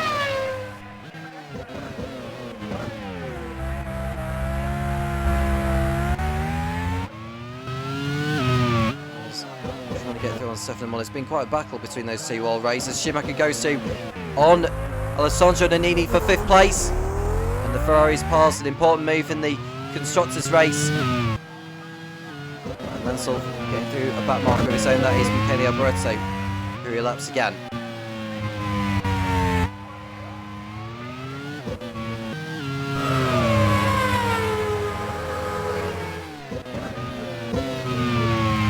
Nigel Mansell will be crowned champion as it stands. As Morbidelli nearly runs into Paul Warwick for P12. Mansell has to finish in the top 4 to be crowned champion. Got the pole position point earlier. Now he just needs to get to the end with Senna retiring from this.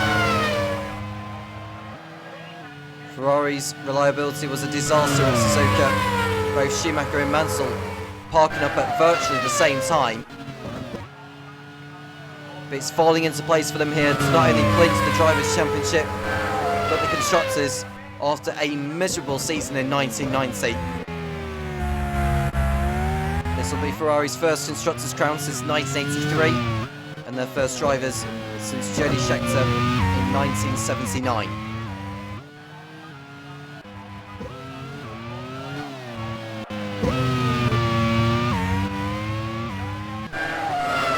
Look at Paul Warwick under attack from Gianni Morbidelli. Morbidelli goes through. Warwick fights him back though.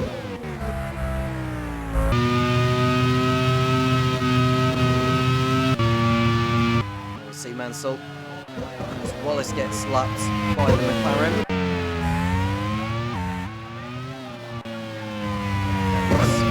Alessandro and Nannini that went through.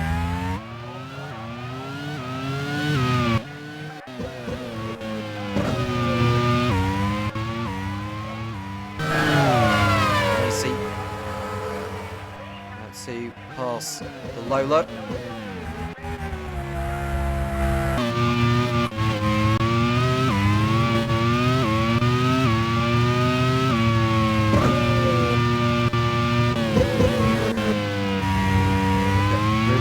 Hello. He's inside the top 10 with his teammate Nigel running in 4th.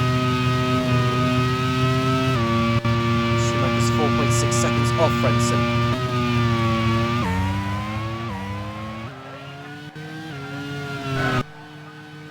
Here is Morbidelli behind Paul Warwick.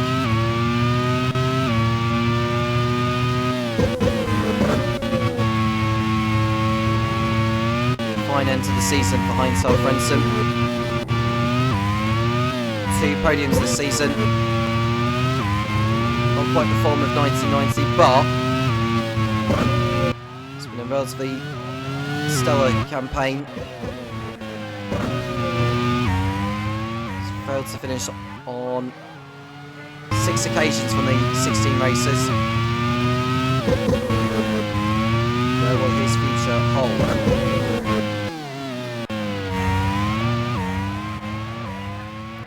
Boutsen 15 seconds off the lead of Mansell. Boutsen is expected to put in again before this race is over.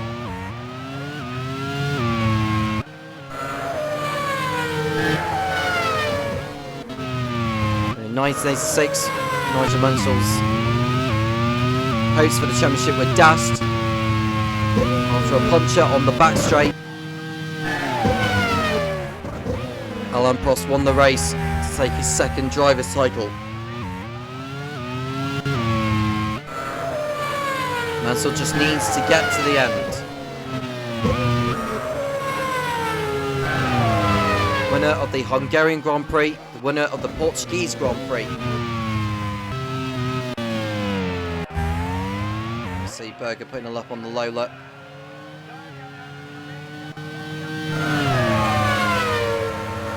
Schumacher is now just 1 second behind Frentzen. As Lacey attempts to get through on Modena again.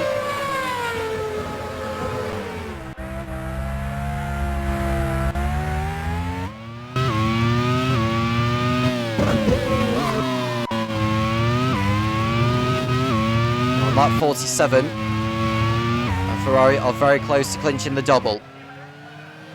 Nigel Mansell on the brink of being crowned world champion for the first time after a long, illustrious career that began all the way back in 1981 when he was racing for Lotus.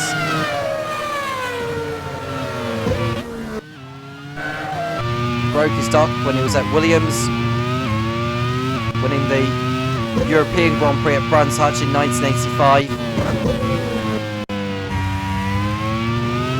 Someone eventually came close to clinching the title in 86. Often leading the championship heading into the decider in Adelaide. Missed out again in 1987 despite winning 6 races. 88 and 89 proved to be disastrous campaigns for him, as well as 1990. But 91, Ferrari have managed to turn the corner when they so very much needed to have done. Schumacher's overtaken Frentzen for 4th place. And now he can chase after Gerhard Berger. You can see Mansell on the rear of Manuel Reuter in the sole surviving Brabham. 4 drivers out of the race: Mika Häkkinen, Ayrton Senna, Jonathan Palmer and Ari Leyendijk.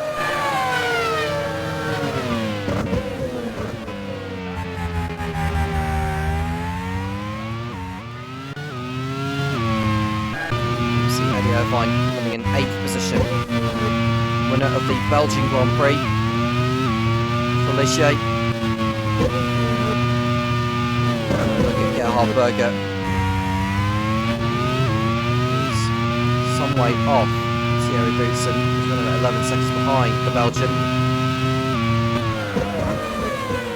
goes through on the AGS of Perry McCarthy, who's running in 21st place. Starts in for the second time.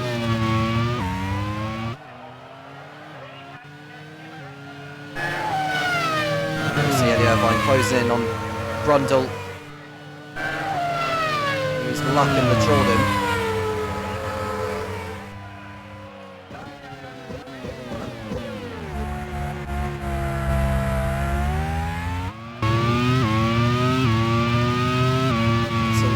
So lap his way through the traffic. It's been a reasonable performance for the man from the Isle of Man.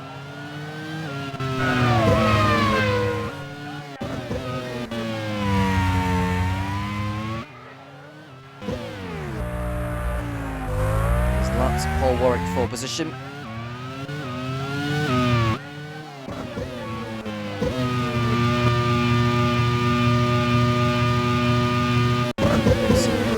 As Salo goes through the chicane.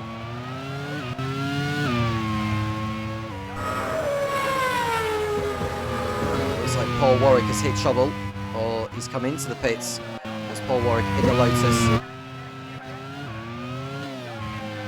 University days for Brian Ferris's team again.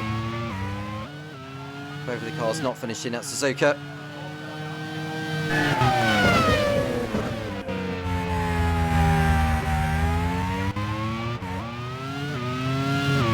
Gerhard Berger coming through, and he has to slam on the brakes to avoid Paul Warwick's Lotus. He's down to 17th position.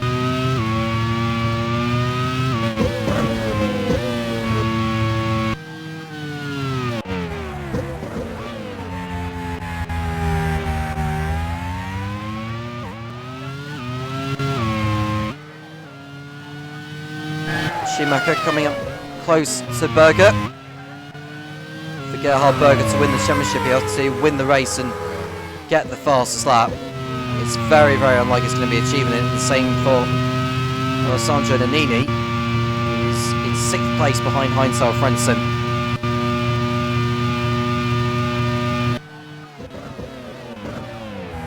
You see Paul Warwick being lapped by Schumacher. Now we've done 50 laps and we've got 31 still remaining. Alberto going through on Manuel Reuter, who slows, and it looks like both of Ewan Gale's cars are going to be retiring. It's a loose right rear tyre for Reuter. And Brabham's disappointing season ends with both cars on the sidelines.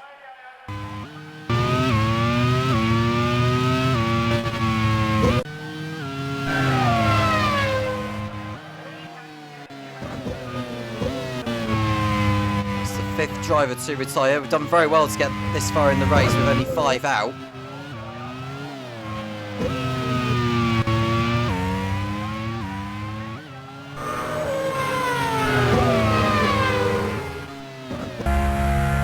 Mansell's gap to Racing is 17 seconds. Schumacher now only half a second behind Gerhard Berger. He's going to go for the move here with Schumacher. Through on Berger he goes. Michael Schumacher through into 3rd place ahead of the McLaren of Berger. And that move was coming all along. So both Ferraris in the top 3 places.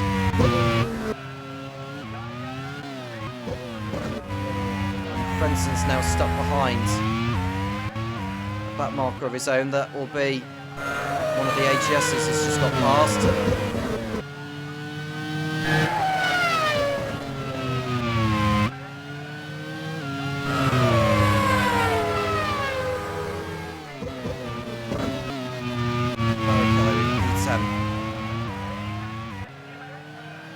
Tyrrell.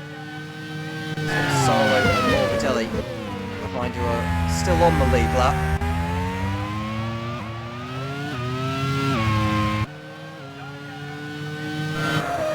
Mansell is now 30 laps away from becoming world champion of 1991.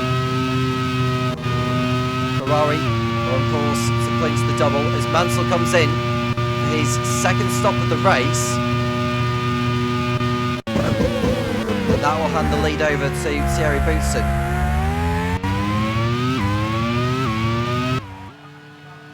We see Eddie Irvine overtaking Martin Brundle for P7. Mansell rejoins in second, ahead of his teammate.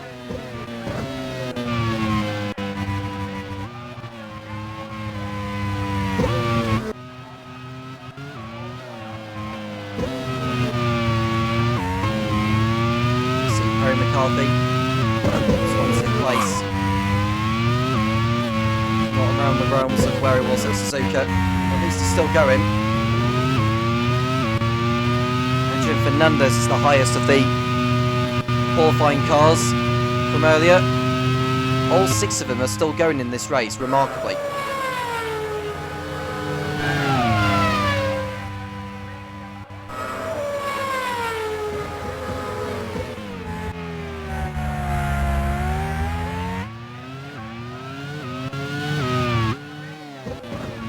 Only 5 seconds ahead of Mansell, but it won't be too long before he pits in as well. And he's in now, is Boutsen. And this will drop him at the moment behind Gerhard Berger. I think he'll rejoin in front of Frentzen though. He's been held up in traffic a little bit. Berger is in also from McLaren. It's vitally important that Boutsen gets out in front of Frentzen when he comes out, and he is in front of Frentzen. Boutsen in P3 is now a Ferrari 1 and 2 as Mansell continues to fight his way through back markers as Blondell pits in for Benetton.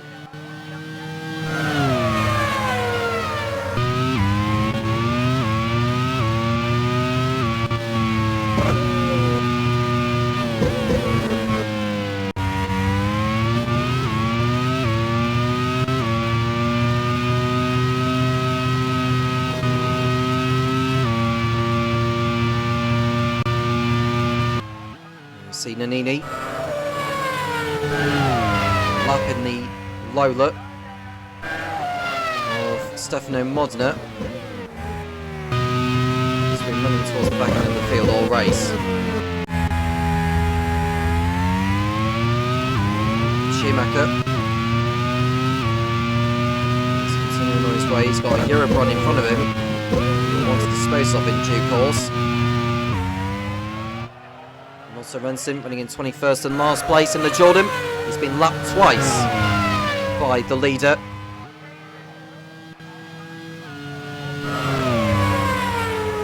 He may well get lapped again before this race is over. Pit stop over at Cyril. Rubens Barrichello is in.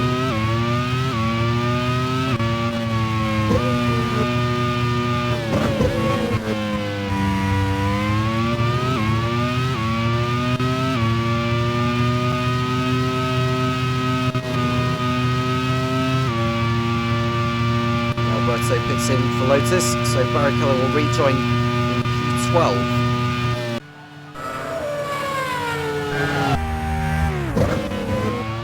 Looked at Sean Lacey for a brief moment. Now this is Andy Wallace, who's not had too much to do of his own.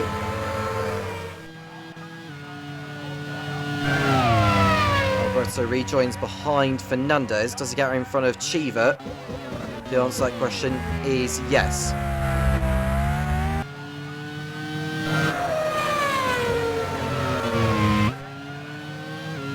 The order is Mansell, Schumacher, Boutsen, Frentzen, Nannini. Gerhard Berger is in 8th place. He's not going to be crowned world champion today, neither is Nannini, so it's going to be either Ayrton Senna or Nigel Mansell being crowned champion. Mansell only needs to finish 4th to take the title, with Senna not finishing.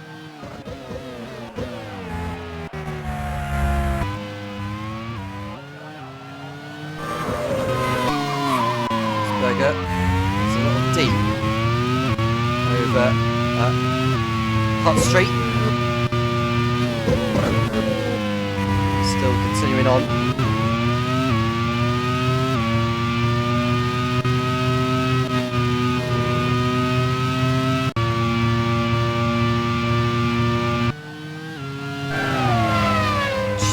boots in for Ferrari.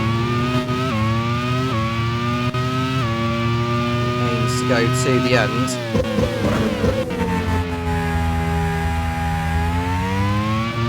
Bootson goes through, Frentzen goes through, Nannini pits in as well. Irvine will move up into 4th position and Schumacher exits the pits. Nannini drops behind Gerhard Berger, who will remain in front of Gianni Morbidelli. So Alberto puts a lap on the AGS. I think that is Barry McCarthy.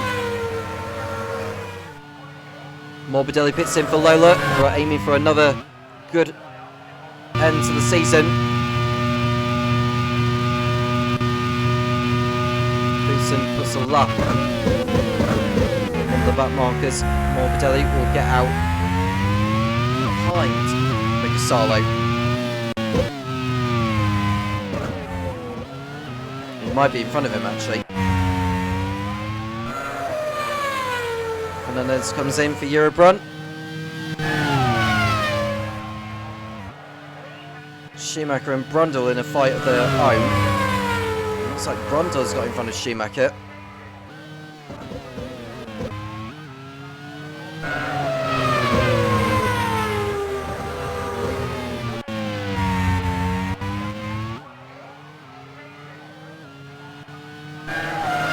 Topher Mansell, he's got there are back markers in front of him who are basically laps down on each other. And Irvine has got problems of his own as he tries to get through on the Eurobrun. There goes Schumacher on Brundle. Does he get through on Irvine as well? Contact's made. I'm sure there was contact made between two of the cars. But remarkably, they are all able to survive. And that could have ended in tears. Schumacher's in front of Brundle again.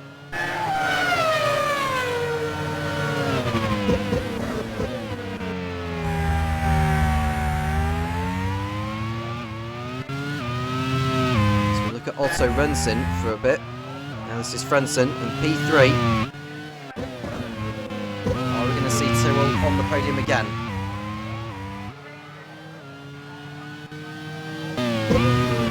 Frenzen's in now from 3rd place.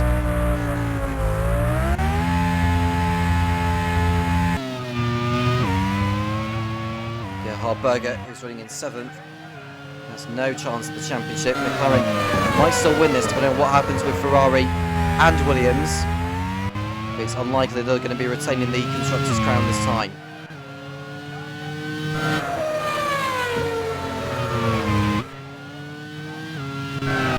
Irvine and Brundle are in. That releases Schumacher, who goes back into 3rd place again.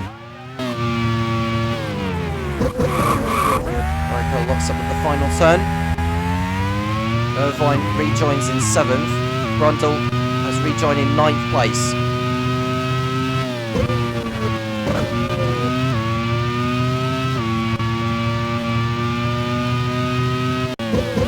Lap 50. Sorry, we're on lap 60 out of 81. 22 laps to go. Mansell's lead over Bootson is 18 seconds, and Schumacher's another 20 seconds back.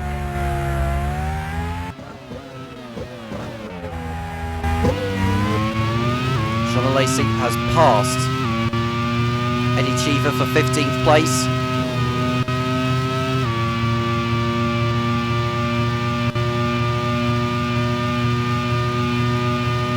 But now he's had to come in for more fuel and new tyres. That releases Fernandez back into the highest of all the pre-qualifying drivers.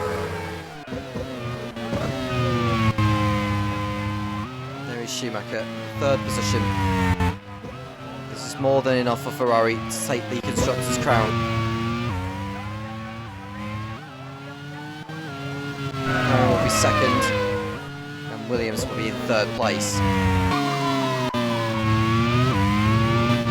Now remember, Senna holds the point for the fastest lap, so it's not like he's going to get.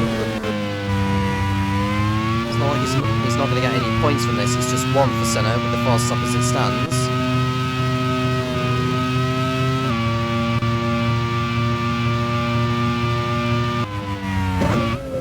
say that Mansell has to finish 4th to win it.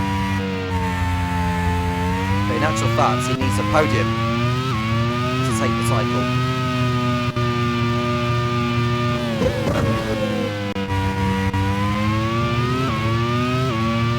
61 out of 81.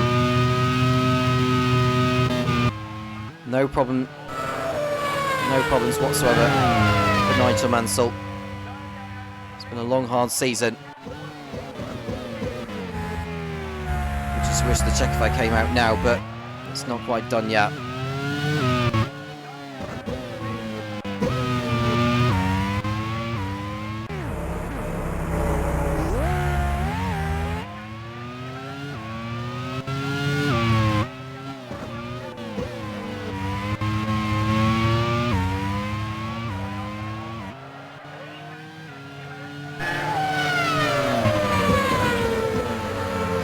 Renson, Berger finishing 21 drivers still going, more than anticipated in all honesty considering it's Adelaide.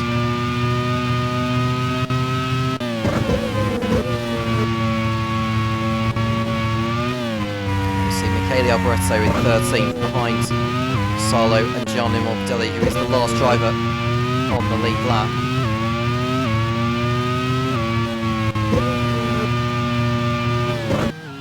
Looks like all the stops are more or less done now, so it's just down to the finish.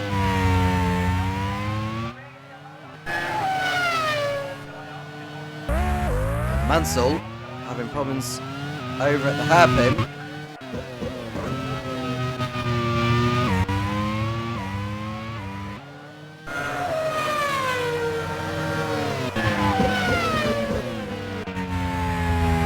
Looks like the constructors' crown is going to Ferrari this time.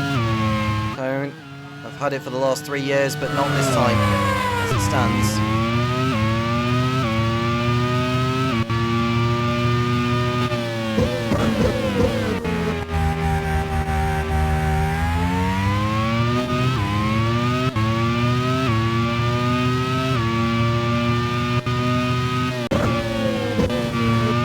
Closest battle on the circuit we can see is between the two Benetons of Martin Brundle and Mark Blundell.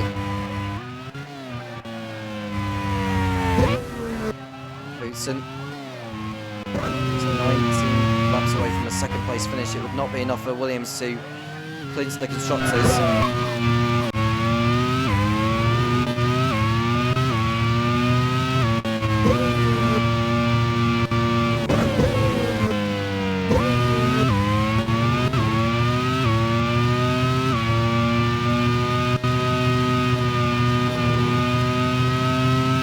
Leading Williams, leading Ferrari, leading McLaren, leading Tyrrell, leading Ligier, leading Benson, leading Tyrrell.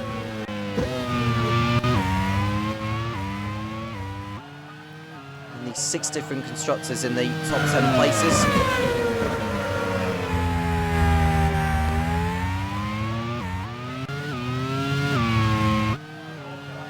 Boutsen's not gaining on Mansell. Hope reliability strikes over at Ferrari. It's looking increasingly unlikely for Williams today.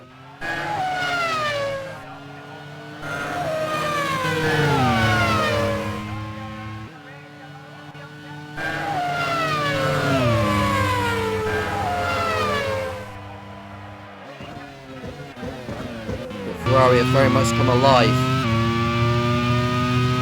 this season compared to the last.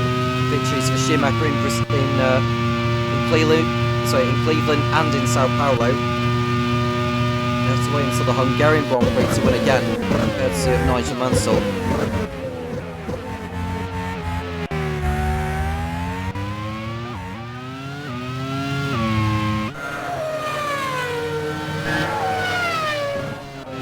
There's an overtake between Barrichello and Brundle, and we're going to see why, because I think Brundle has stopped on the circuit. He spun as Brundle. And that spin has dropped him down to 12th place, and that's allowed Gianni Morbidelli to go up into the final point for Lola.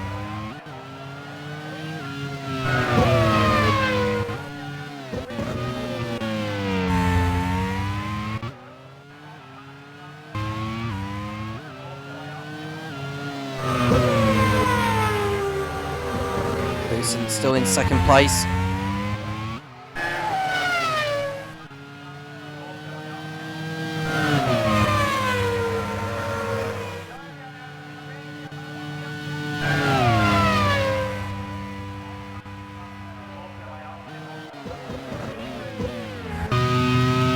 Solo, P11. Michelle, his teammate Eddie Irvine running up there in P7.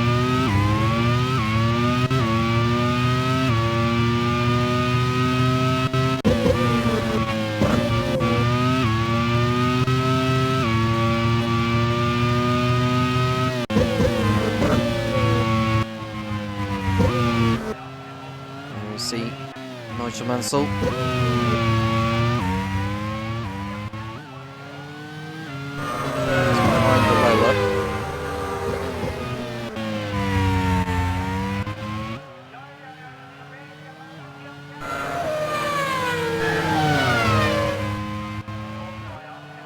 Stefano Modena. Oh, sorry, it's Gianni Morbidelli, my apologies. He's running in P10. There is Stefano Modena, who's down in 17th. Being chased by Sean and Lacey.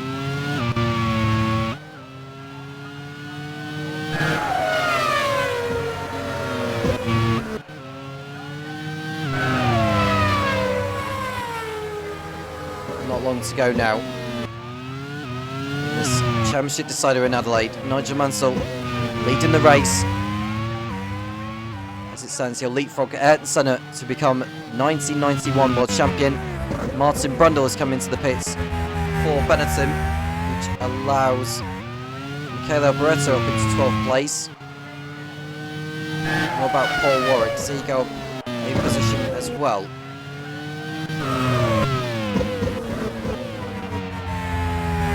I think Brundle will go out in front of Warwick. Warwick is only coming into the last corner now yet, so Brundle rejoins 13th after that spin he had earlier.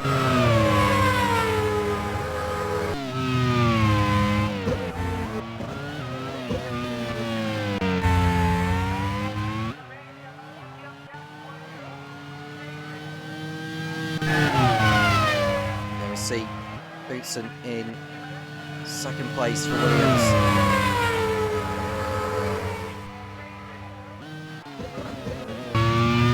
Schumacher, third for Ferrari. Are we going to see any twists in the final 15 laps of the Australian Grand Prix? Or make that 14 now because Mansell's just come over the line.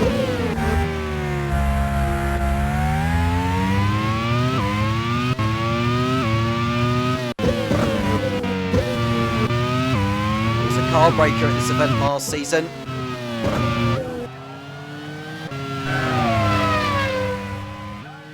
By the end of the Australian Grand Prix.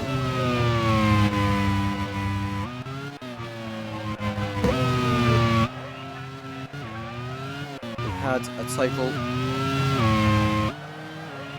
to my understanding, we had a total of only 6 finishes. Adrian Fernandez, who pulled out just before the end. We had 5 drivers in contention for the title. Only one of them been crowned champion, as Eddie Irvine is out of the race in the Ligier. After running in P7, he's just stopped before the last corner. Couldn't quite make it back to the pits. It's game over for the Ulsterman.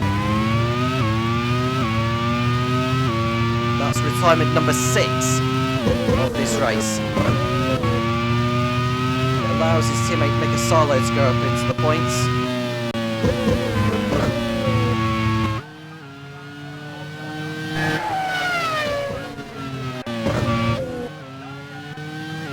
Eddie Irvine started the season with a retirement, he's going to end the season with a retirement. It's his 7th non-finish of the season.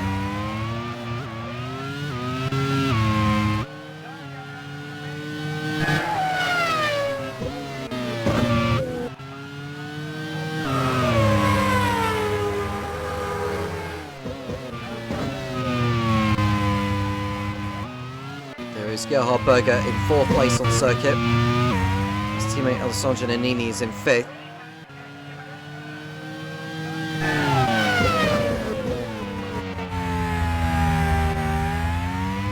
Now Mansell does not need to win the race, remember. He needs to finish on the podium, and the championship is his.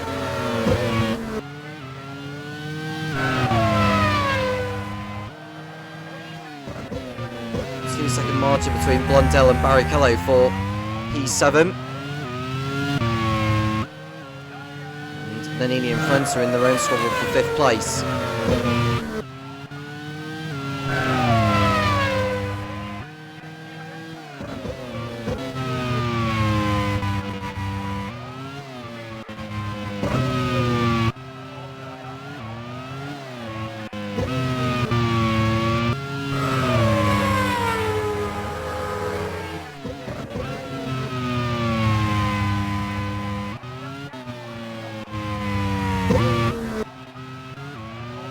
Schumacher, 3rd position. So we're looking at Sean Lacey, who has been out with Stefano Modena all race. They're in the fight for 16th position.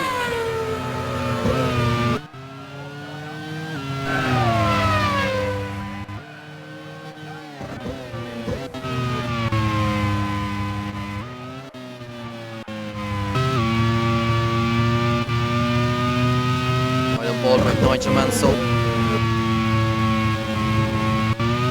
11 laps away from the title. As Berger locks up at the hairpin. His pursuit to go after Michael Schumacher.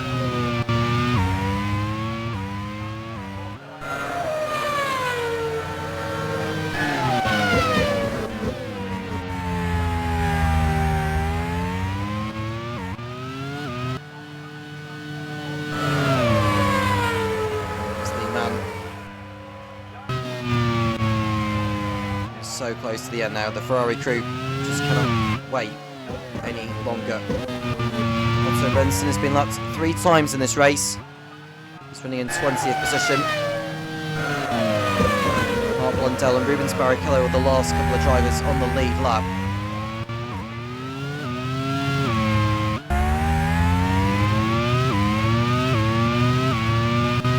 Thierry Boutsen. That he was around for those races that he was absent for. Maybe he would have been in the championship race.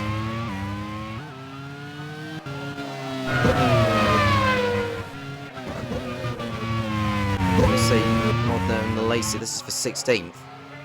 The boat coming up to lap Perry McCarthy in the other AGS.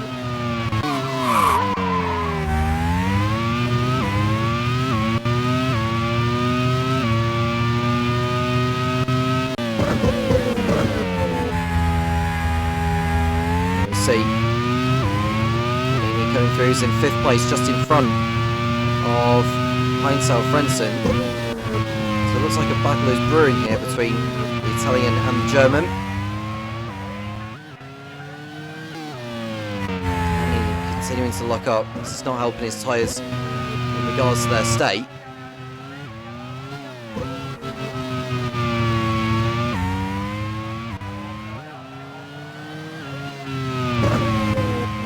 Just 9 away, and his beloved fans from Britain who have not had a world champion since James Hunt lifted the crown in Fuji in 1976. Ferrari's last British world champion. We have to go back see Mike Hawthorne lift the crown in 1958.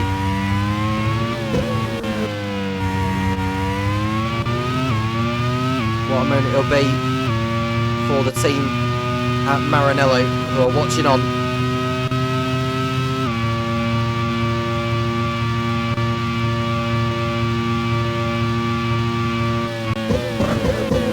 Frenson's got past Nannini into 5th position. Mansell comes up. lap what looks like Rubens Barrichello. Just see. McCarthy, I think he's going after the Jordan of Andy Wallace. So it's two separate battles. And you also need to watch out because Blundell and Barrichello are closing on those two. And also this man is about to put a lap on all of them.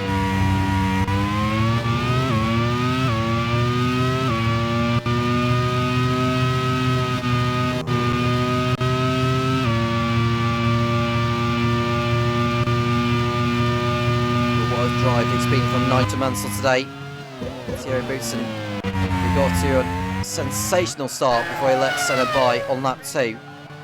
And after Senna's retired, it's just not been the same atmosphere over at Williams compared to what we saw at Suzuka, where it looked like it was falling into their hands. Coming into this with great confidence, they were going to snatch both the Drivers' and Constructors' Championships from Ferrari and McLaren. It just hasn't worked out for them today.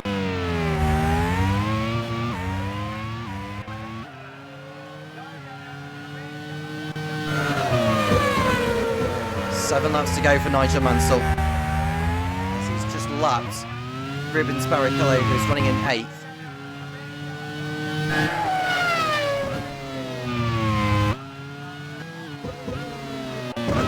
Boots in 2nd, over 15 seconds in front of Michael Schumacher. Frentzen continuing to close in on Berger, the gap is 4 seconds.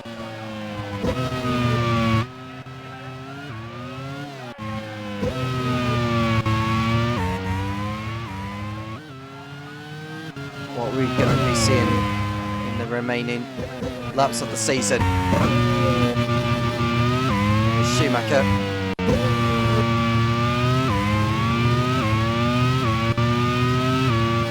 Through the left and the right. It's the right hand before the Jones Straight, and it's Brewery. And it's the Brabham Straight before the Duquette-Seville hairpin.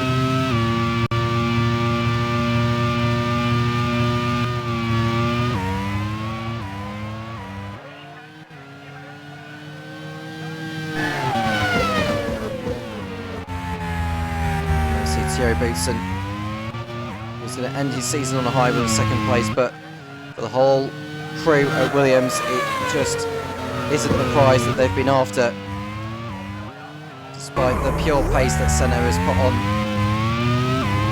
throughout the campaign.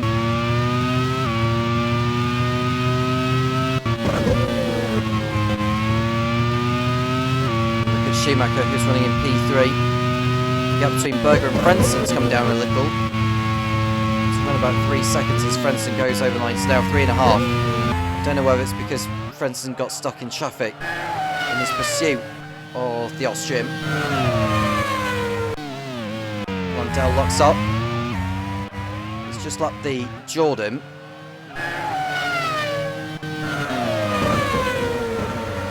Mansell is now coming up to lap the Jordan and the Benetton.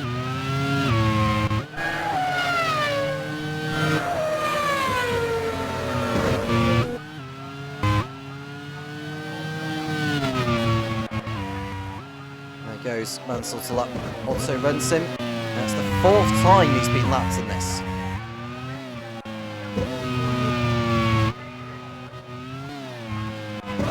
His next driver to lap will be Mark Blundell.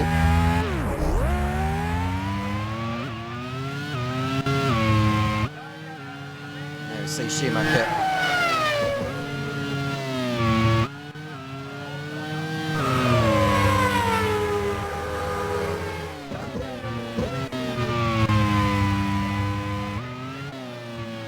Frenzen's dropping back from Berger. It's gone back up to 4 seconds.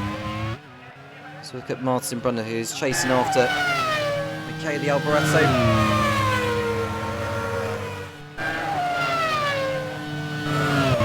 A low par race for Brundle again. Be happy to see the season out. What a drive from Adrian Fernandez. In 14th place, he's got Eddie Cheever right behind him. And you have to say it's been a race to remember for Eurobron. It may not sound like it where they're finishing, but in terms of finishing the race on merit in front of the Jordans and in front of the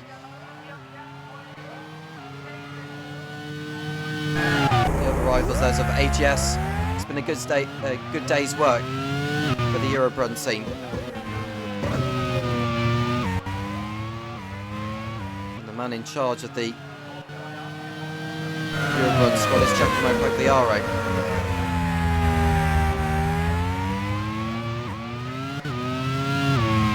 Frenson continues to drop back. He's got Nannini closer to him.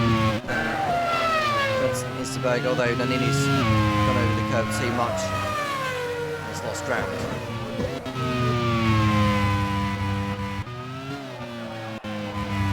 Four laps to go then for Nigel Mansell. The 1991 World Championship is within his grasp.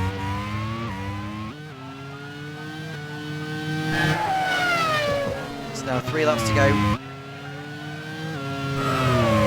around this 2.3 mile circuit of Adelaide. It's not been a car breaker this time compared to what we saw in 1990.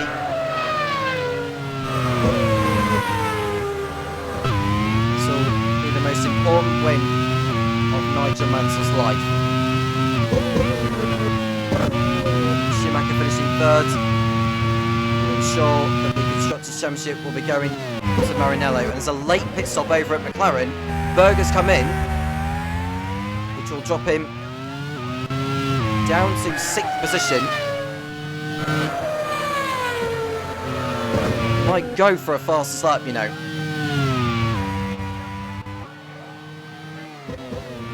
That will take it away from Williams potentially, because Ayrton Senna holds the point for the fastest lap.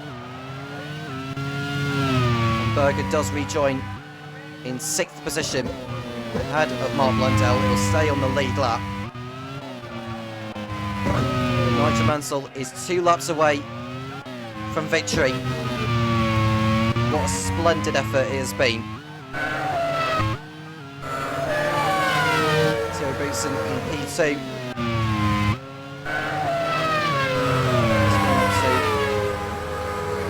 Lap the Jordan. It's a little too deep though.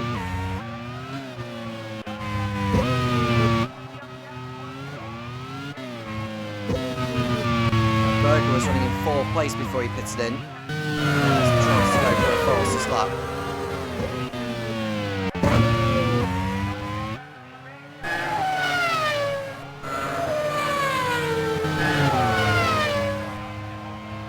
The gap between Nannini and Berger is 14 seconds, but we know that Berger's not going to make up that much ground in a couple of laps.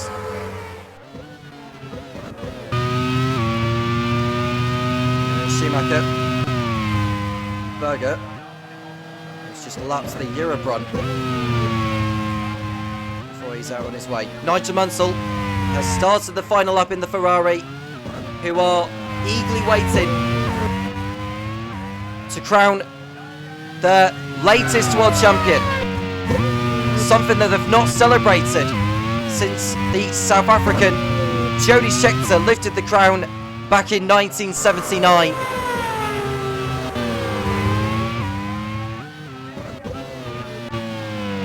Mansell, who's had a lot go against in the season, but on a day where it matters, with Senna retiring, he needed to do his bit to come away with the championship trophy.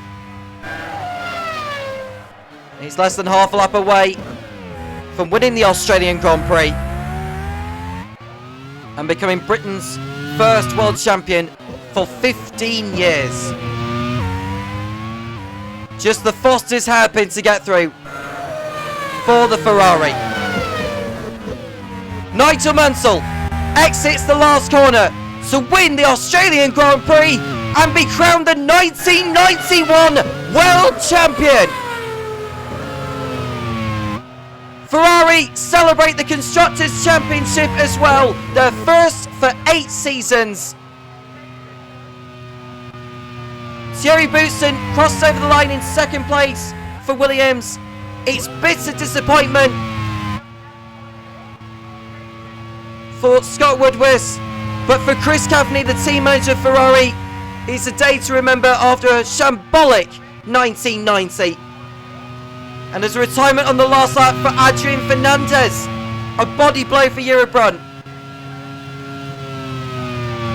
Schumacher in third place, a double podium for Ferrari. Heinzel Frentzen is fourth for Tyrrell. And it's the two McLarens of Alessandro Nannini and Gerhard Berger who pitted in with a problem, but he's got the car home in sixth place. It's Mark Blundell, Rubens Barrichello, Gianni Morbidelli and Mika Salo rounding out the top 10 point scorers. Nigel Mansell is the 1991 World Champion here in Adelaide. He is also the winner of the Australian Grand Prix. Thierry Boutsen second, Michael Schumacher is third ahead of Heinzel Frentzen. Alessandro Nannini is fifth ahead of Gerhard Berger in sixth at the last driver on the lead lap. Mark Blundell seventh, Rubens Barrichello eighth, Gianni Morbidelli bagging a couple of points for Lola in ninth, and Mika Salo taking the final point for Ligier in 10th place. Michele Alboreto is 11th, followed by Martin Brundle. Paul Warwick is in 13th place. Eddie Cheever finishing the highest of all the pre-qualifying drivers.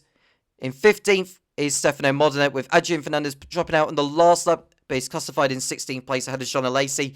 Andy Wallace in 18th, Perry McCarthy in 19th, and Otto Rensen 4 laps down in 20th position. Just 6 drivers failing to finish. They are Eddie Irvine, the 2 Brabants of Manuel Reuter and Mika Hakkinen. Ayrton Senna dropping out with a puncher. That's the big headline of today's race. Jonathan Palmer and Arie Luyendyk, neither of the Aries drivers finishing, a disappointing end to the campaign for them. Ayrton Senna's blow is Nigel Mansell's day to remember. Winning the Australian Grand Prix, snatching the title from Ayrton Senna's nose, and becoming champion at last. Ferrari clinching their first driver's crown for 12 years, their first constructors for 8, and Britain has a new world champion, the man from the Isle of Man, Nigel Mansell. It's time to run down on the final drivers and constructors standings of 1991. Topher, it's over to you. So there you have it, ladies and gentlemen. We have our 1991 world champion. Nigel Mansell wins the race and wins the championship. A great day for him. A first title and in Ferrari colours as well.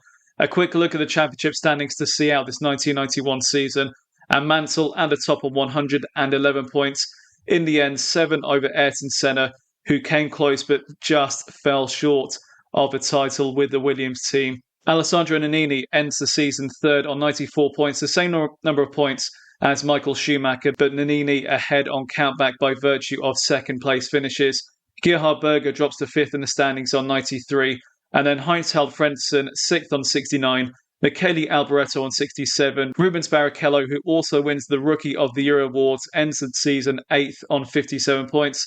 Then Thierry Boutsen on 55 and Riccardo Patrese rounding out the top 10 on 48 points. And with Nigel Mansell's victory today, we can also confirm that Scuderia Nike Ferrari is the 1991 team's champion. 205 points for Chris Cavani's team. Porsche Williams second on 187. Burger King McLaren also on 187, but Williams winning out on countback. Red Bull Tyrrell end the season fourth on 135 ahead of Ligier on 101. Lotus on 88 ahead of Brabham on 67. Mastercard Lola on 65. Benetton on 59 and Arrows Adidas Grand Prix ending 10th on 39 points.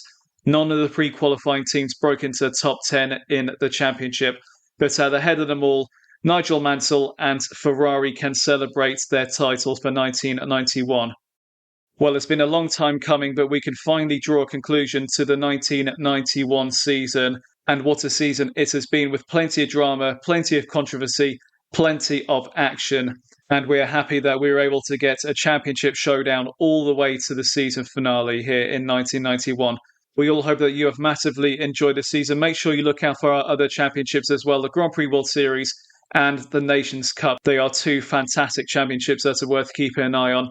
But thank you so much for tuning in to the 1991 season. Until the next time, I'm Topher Smith. Take care.